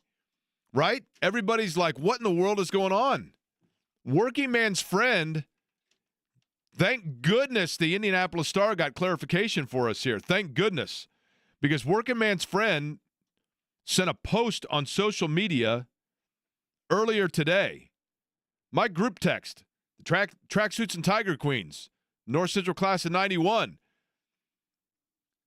Jenny Coulter now sends the post to all of us. Look at this. From Working Man's Friend earlier today, quote, we are closed today and tomorrow. I am moving forward and putting the place up for sale. Literally 100+ years in business. Working Man's Friend John was just there doing his show the other day. There is no better place in town for a cold schooner of beer and a smash burger, to use that term, and some onion rings. Thankfully, the Indianapolis Star has clarified that the owner has said, look, we've been for sale for years. There is no prospective buyer. We're simply closed for a couple of days, and we will be back open on Tuesday. I'm telling you right now, if Working Man's Friend ever decided that they, for some reason, that they were going to sell or close, I'll start a GoFundMe. I'll start the GoFundMe and get it going. Like there is zero chance that place can close. If Working Man's Friend closed, then shut the city down. What are we doing here? I mean, let's just put the monument up for sale too. No way that Working Man's Friend can close. I'm not going to stand for it. I mean, obviously, it's a privately owned business. They have the right to do what they want, and it's a family-owned business. And the gal that currently runs it, the woman that currently owns it, it's been in her family for maybe the entire time. I'm not sure, but she's been working there since the age of 14. So, and I believe she's been there for 47 years. So I certainly understand. I totally understand that at some point you need to pass it along or whatever else. But if anybody does buy it, you better not change a certain thing about it. I loved Acapulco Joe's, and there is still a little piece of me that just – I can't believe that when Acapulco – and I understand why Acapulco Joe's was sold. But after Joe owned Acapulco Joe's and then it went into different ownership and they got rid of that salsa, just a part of me died. I'll simply leave it at that. Last night at the Fieldhouse, Pacers and Memphis Grizzlies, that was a tale of two quarters and then kind of became a tale of two halves. The halftime show was captivating. It was a guy and what I'm assuming is his wife, but a man and woman combination, or a woman, and I'm assuming to be her husband, woman and man combination. And they brought out this little, like 5 foot by 5 foot flat boarded roller skating rink that was about 2 feet off the ground. And the two of them did this roller skating around with her like holding onto his arms and the centrifugal force of, it was like ice skating, but it was on roller skates. But they were elevated. And so you're thinking, oh my gosh, if something goes wrong here, we're going to see disaster right before our very eyes. But you couldn't look away. And nobody left their seat because they were all watching it because it was so riveting. And that's what the second quarter felt like for the Pacers after a first quarter where you wanted to look away. Because Memphis got out to a torrid start, and the Pacers just couldn't hit anything. Andrew Nembhard airballed a three-point shot at one point and just kind of turned around and ran down the court with a look of incredulous nature on his face. Halliburton just kind of couldn't get things going. They really didn't establish Siakam. Zach Edey hit a three to the delight of the Grizzlies, or the Purdue fans that were there, and I'll give credit. The Purdue fans that were there cheering for the Pacers, but also for Zach Edey, if that makes sense. Is that his only basket in the game? I think it was. He ended up with 5 points. Let me say this about Zach Edey. I think Zach Edey has hit the rookie wall.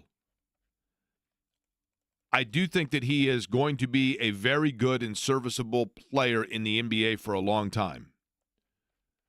But as we talked about yesterday, I think there are times where his size does kind of clog in the middle for what Memphis truly wants to do, and they're still figuring out how to play with him on the offensive end. But when I saw Zach Edey here, didn't they play, was it the beginning of this? It would have been the preseason because obviously they only come here once a year, right, as a Western Conference team. Correct. They did play him in the preseason. Correct, and he played a lot. In that game in the preseason, the two things that jumped out at me, number one, was that Zach Edey was very much more fleet of foot than I would have guessed he was going to be in the NBA in that first game where I saw them here in October, I think it was. And not only did he look very active around the basket and again, more lateral quickness than I would have guessed, but defensively it was when I had that epiphany that I explained yesterday that Zach Edey didn't have to – the concern was he's too big to really guard people away from the basket, and people are going to go right around him. Well, when you're 7'4" and your arms are that length, it doesn't matter if people can get around you because you're not fast enough to move over. If you're standing 5 feet away from them, and so by the time they decide to go around you, you only have to make – it takes them 4 steps to get to you, to get around you, and you only have to slide 1 step over, so you only have to be 1/4 the quickness. Because his length in his arm of extending out to keep someone at bay is that long that he can, in fact, go out on the wing and guard because you can't just spin around him because he can play off of you. But last night when I watched him, and there were a couple of times where even with the rebound and he had, I think, 11 boards, but there were a few times where they passed it into him on the block, and he was slower to turn and get in position than what I recall of seeing him in October. And that may, in fact, be simply the rookie wall. It really might just be that he has, he's worn down, and I get it. I mean, he's played a lot more games right now. He's probably already played more NBA games than he's played he's played how many to this point? 55 games? So he's played the equivalent of what he's played in his last 2 years, season and a half, season and 2/3 at Purdue, in not even a full year yet. But he hit that three. The Pacers in the second quarter, though, absolutely blew the game open. They had a 50-point quarter. It was as captivating as the halftime show. It was as fast and furious as the halftime show, and you didn't want to look away.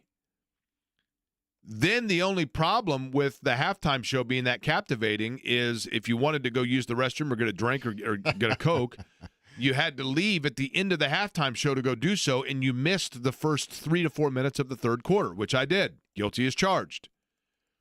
You missed the Pacers pushing their lead about, 26? Correct.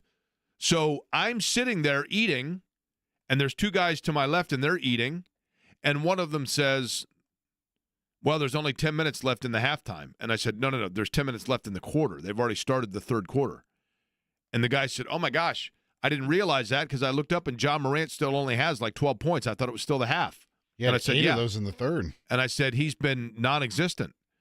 And they're up 26. Literally, by the time I got done, returned my plate, and went back out to my seat, I looked up, and the lead was like 14. And John Morant is taking the ball and doing whatever he wants, wherever he wants, in terms of either facilitating an open shot or driving to the basket like only he can do. And suddenly the Pacers' lead got down to, I think, 2. It was a single 4. possession. 4. Was it 4? Yeah. And the guy next to me, who was a diehard Zach Edey fan, but clearly a Pacers fan, they're rooting for the Pacers, I kept hearing this, oh, no! Oh, no! Every time that Memphis would score. And I'm thinking to myself, this isn't really happening, right? It was a game of runs. It was a game of flow. And then the Pacers suddenly went back just as Memphis did to get back in the game. And you see this a lot where a team, if the energy exerted to cut down a lead, oftentimes a team then hits that Zach Edey rookie wall where they can't go any further and they plateau. So that 4-point was the plateau for them. The Pacers then, just as Memphis had done with John Morant and Jaren Jackson Jr., and Desmond Bane had a good game too. Those three are kind of their bread and butter. Just as those guys got them back in the game, Indiana then put the game back out of reach and locked the door on their bread and butter, which was Tyrese Halliburton then began to start hitting shots and become more offensively aggressive. But it was an incredibly balanced game for the Pacers, and one that, if you were to look at the true bright side to it, it was the fact that they were able to win a game like that and do so without a typical Pascal Siakam game. Because Siakam ended up with, what, 16? Yeah. Eddie? Courtesy of a banked 3 off of one leg in the final 90 seconds, I think. Yeah, so it was not the proverbial we are going to Siakam game. And what's interesting to me, if you go back and look a year ago, when the Pacers really took off, and notably before the break last year, Tyrese Halliburton was in that Ryan Klein zone that we talked about earlier in the show. Tyrese Halliburton was able to hit everything that he, like literally every time he came out of the locker room, he was in range. Which is interesting because of the fact that he left momentarily with a contusion in his right shoulder. Last night, right? Yeah. Yeah. And so Turner had that stretch where he scored 12 straight in the second. Turner was really good, right? And Turner, again, what have I said a million times, and I know John has talked about it as well, JMV has. Turner is so incredibly important to the way and who they want to play, the style, who they want to be in the style they want to play. But Halliburton, if you look last year, the Pacers came together when Tyrese Halliburton was the guy that was offensively aggressive and hitting threes and shooting from the outside, and that all came together before they got Siakam. And then obviously Siakam became a huge piece for them, and you saw what happened to them in the playoffs, and they were still learning their way, but you knew that you had a go-to bucket when you needed it in the form of Pascal Siakam. What we saw last night, I thought, was the perfect blend of those two identities. They were the evenly distributed shooting the ball from the outside, 38% from three-point range, but volume three-point shooting, hitting 17 threes, and getting double digits from 7 different players. And then when they really needed to lock the door, it was Halliburton, and then obviously, as you mentioned, Turner, but Siakam as well, that were so big for them. And Siakam, Nesmith, Turner, Nembhard, Halliburton, Mathurin, all in double figures. And then, as I'd mentioned earlier, there's just kind of an energy that comes from Obi Toppin. I think Obi Toppin is incredibly important when he comes in to there was a play yesterday where there was a loose ball, and Obi Toppin kind of came in out of nowhere and just kind of flicked it back into play, and then continued to streak down the court to turn that loose ball into a fast break. Now, they didn't convert on that particular play, but he kept it alive to then where I think it was McConnell that kicked it over to Shepard for a three-point attempt. But I think that there is, at times when the Pacers just need a jump start and a jolt, Obi Toppin is a guy that can provide it for them. But I thought last night, overall, it was a great night. It was a fun night at the field house. They did not get off to a great start. And I'd never seen that halftime show before. Have you seen that halftime show, Eddie? Well, Jake, I'm here in the Well, I studio, understand, so but I do don't you get have to any see sort of halftime shows. I didn't know if you watch like a closed circuit monitor that shows those things. I wish. Zog is the name of the group or the people. Zog? Yeah. That's the good guys or bad guys or whatever in Superman that fly around like in a mirror thing. And they look kind of like Scott Pollard, but they also look like the guy last night that was the roller skating guy that spins around, and then he put on a dog collar or like a neck collar that connects to the neck collar of the woman that he's with, and the centrifugal force of him spinning on the roller skates spins her around the air. What did you say it was with our conversation with Dustin Dopirak earlier? There was a subtle form of eroticism. It like I felt like I couldn't tell if I was watching the Ice Capades or some sort of like adult Xanadu type thing. I don't know. It was all I could think to myself was this couple has to be a couple, because there's no way that anybody would allow their spouse. It was like an ice skating routine, but on roller skates, except for that they were on a portable roller skating rink that was like 5 feet by 5 feet. So there was no choice for them in other than very close proximity gyration. That's the best way I can describe it. It was entertaining. Virtually everybody sat in their seat. And then there was like 3 minutes left in the half, and the teams were coming out, and the fans were going the opposite direction to go get Cokes and everything else. You know? But it was a sight to behold. And then instead of roller skates, I went home after the game and watched ice skates. And we'll get into that in a little bit between the U.S. and Canada. But when we come back, it is a Friday. It is 2:30. You know what that means. Our friends at Franciscan Health bring us a Franciscan Health feel good, good for the heart story. And we will do it next.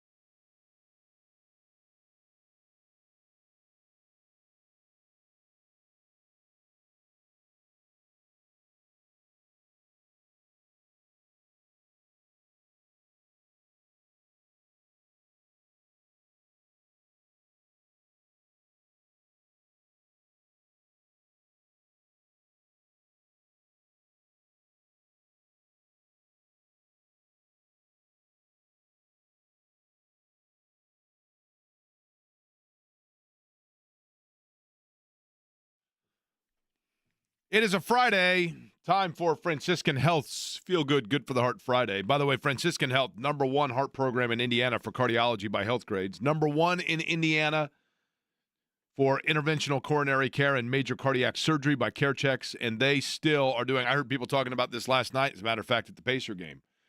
The very affordable and important to do self-referred is an easy way to do it. $49 heart scan from Franciscan Health. It is so important. It's non-invasive. It's really easy to do. Does not take long. And when you do your heart scan, you can pay out of pocket. You get a free heart health risk assessment that is included in the scan itself. So it is your chance to go in and simply find out what sort of blockage you might have within your heart, find out what your odds are or your chances are for some sort of like a heart attack or issue with your heart itself. Franciscan is the place for all of that. You can find out all of the information by going to franciscanhealth.org/screening bundles. I'll give this number again in a couple of minutes, 833-238-0688. That's 833-238-0688. I'll give you all that information in a minute. But I want to talk about something that happened just over a week ago. Coming up on April 26th, which will be here before you know it. Thank goodness the weather will finally break by then. That's when, on April 26th, the annual Hoops and Heroes basketball game is going to be taking place. This is the annual charity fundraiser that takes place between the Indianapolis Metropolitan Police Department basketball team and the Indianapolis Fire Department basketball team, with the proceeds benefiting programs and preventive efforts in regards to domestic violence and people who have been victims of domestic violence. So with that, you have this game coming up, and I remember like in middle school, right? You would have the game between the faculty and the freshman team or whatever it might be. So you get the teachers out there that maybe one time were high school basketball players, and they're out there getting some run, sometimes in their 30s, 40s, maybe 50 years old. Same thing with this, right? You obviously have men and women of varying ages, varying athletic ability that are out training. And if you think about firefighters, you would think about typically people that are absolutely in the best of shape. You're going into burning houses, these heroes that, know no fear, obviously. And think about the physical conditioning you have to be to carry the equipment and to go in and the training that you have to undergo.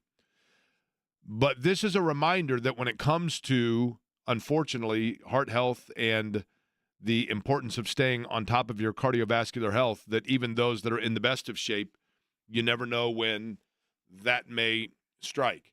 And that happened during practice for this game with the Indianapolis Fire Department last Saturday, when one of the firefighters, about 10 o'clock in the morning, during practice for basketball, they're just out there playing open gym, and he says, you know what, I'm feeling nauseous.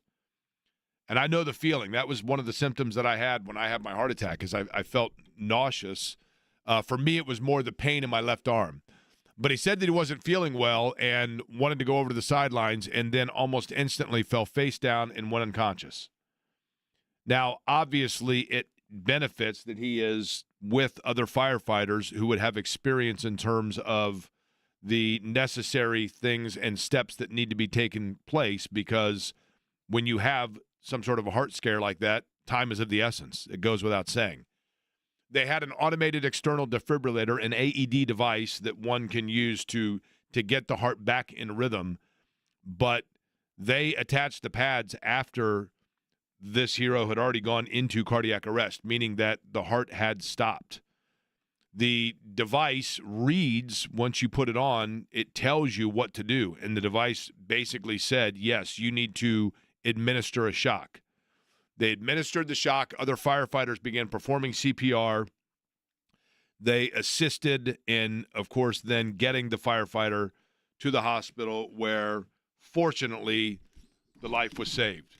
And the quick thinking action of the other firefighters obviously went a long way. But so, too, a long way in that, in terms of the AED and the devices, the resources that we now have to try to avoid the worst of the worst when it comes to cardiac care. And thankfully, this game is still going to go on April 26th, and thankfully this firefighter is going to be able to, if not participate, watch the game and enjoy it and do the things that are necessary, just as I was able to do after my heart attack, thankfully, and just like we have talked about with folks that have been treated at Franciscan Health and have been able to bounce back quickly because of the new and all of the latest advancements that they have in cardiovascular care. So kudos to those firefighters that were there to be able to act quickly, act swiftly, save a life, and know the symptoms, obviously, when somebody in that situation, that dire.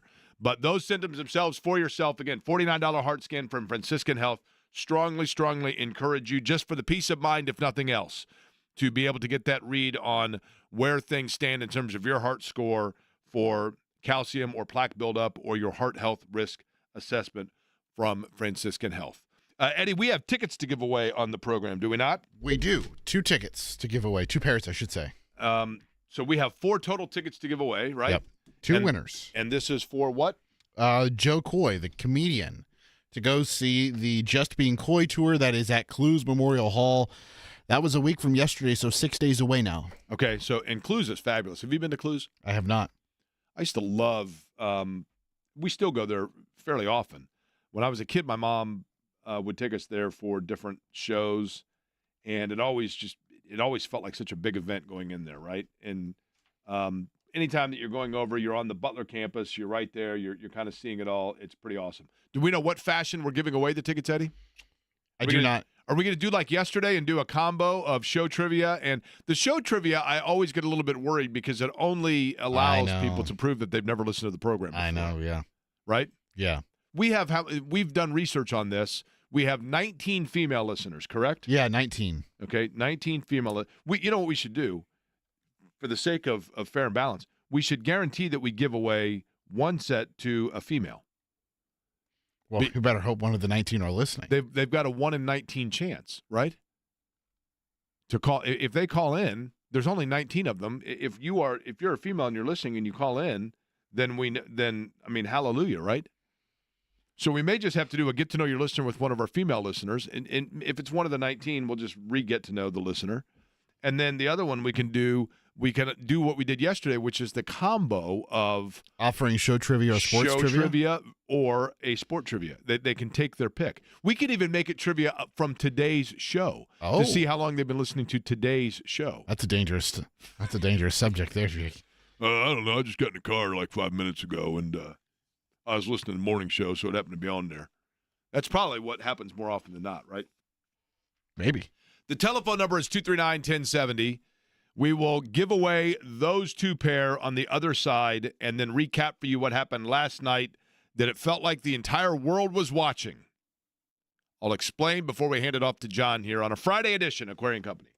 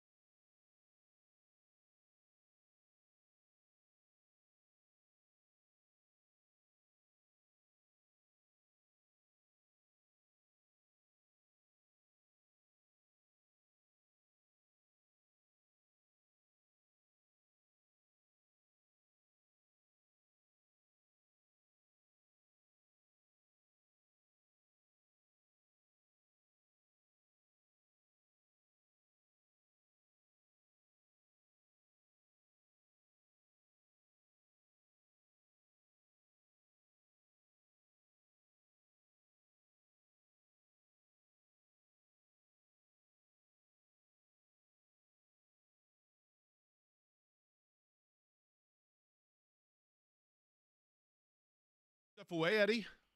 Yes, Jake, it is.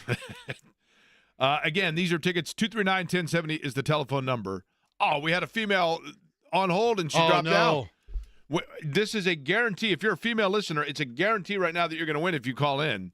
And you're going to win a pair of tickets to go see Joe Coy at Clues Hall coming up on Thursday. So you have time to prepare for it at 239-1070. And you have very, very good odds because we have calculated, tabulated, done exhaustive research to know that there are a total of 19, that is correct, 19 female listeners of this show. So you have a 1 in 19 chance. If you're listening right now, there's only 18 others to call in, and you're on your way to go see Joe Coy. Eddie is furiously working the phone lines. Do we have Rasa back? Yes. On line one. Hello, ma'am. Who is this? I'm Raza. Raza, okay. And I'm sorry, and correct, is that like with a Z sound or an S sound? I want to make sure I'm right. A Z sound. Raza, okay. R-A-Z-A. That's a beautiful name, Raza. And you are, if I'm not mistaken, Raza, you've not called the show before, correct? I have not. Okay, and are you a first-time listener to this program? I listen to you intermittently while I'm driving. I drive, taking patients back and forth, and I sometimes, delve into your radio station. Well, we greatly appreciate that, Raza. We like to do a little segment, and we've had a lot of success with this in research. Kids in particular love it with a segment we call Get to Know Your Listener. Can we play Get to Know Your Listener real quick? Sure, go for it. Okay, Raza, did you grow up in the Indianapolis area? No.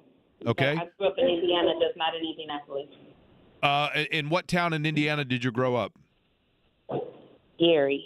Gary, okay. And so you lived in Gary, and then I'm going to guess, is Gary Roosevelt still open, by the way? No. Okay, and No. Lou Wallace High School. Not much going on. Gary Wallace High School is also closed, is it not? That's actually demolished. They tore that down. That's what I thought. Okay, so which high school did you attend in the Gary area? I went to the Dub. I went to Lou Wallace High School. Lou Wallace, okay. And when you were in high school, what was it then when you dreamed of moving to the big city of Indianapolis and being able to listen to this fine radio show? What was it that ultimately led you to move down here, job-wise, family-wise? It was family. Okay. It was definitely family. Okay. And then lastly, Roz, and this one is always the question where I kind of hold my breath and I get a little nervous. What is it about this show that you like other than the fact that maybe your radio's broken and you just can't change the dial? It's the music. I love music. I'm a music lover. So at any given time, I can turn to your radio station and I get what I want. It's good. It's like soft rock and roll. Now wait, now this is a sports station, Roz. That's the thing. This isn't a music station, though. Y'all want to just play music? No, but now we're conflicted because I see this is, and now we're back to female listener 19 again. I guess I was listening to music when I was listening to you. Well, you obviously were listening to the station because you heard me give out the number and you knew to call in, right? Yeah. Okay, who's your favorite musical act? My musical act. If you could go see anyone, like if you could go see any show, or what's the best concert you've ever been to? Isley Brothers. Nice. Ron Isley Brothers. All right, fair enough. I'll let Eddie decide. We'll put you on hold, Roz. I appreciate it. We'll see whether or not that constitutes and qualifies as one of our two winners. We may just go double dip here. We have Lauren also. Is that right? All right, Roz, by the way, hang on the line. Lauren, are you there? Yes. Lauren, you are one of our 19 female listeners, I believe. Have you called the show before? 20, Jake, 20. Well, we're debating on whether or not Roz is number 20. What's that, Lauren? I think I have for Billy Joel tickets. Did you go to the Billy Joel concert? I didn't, no. I had work. Oh, so did you win the tickets or you didn't win the tickets? You called in to win tickets, but you didn't win the tickets? No, I didn't.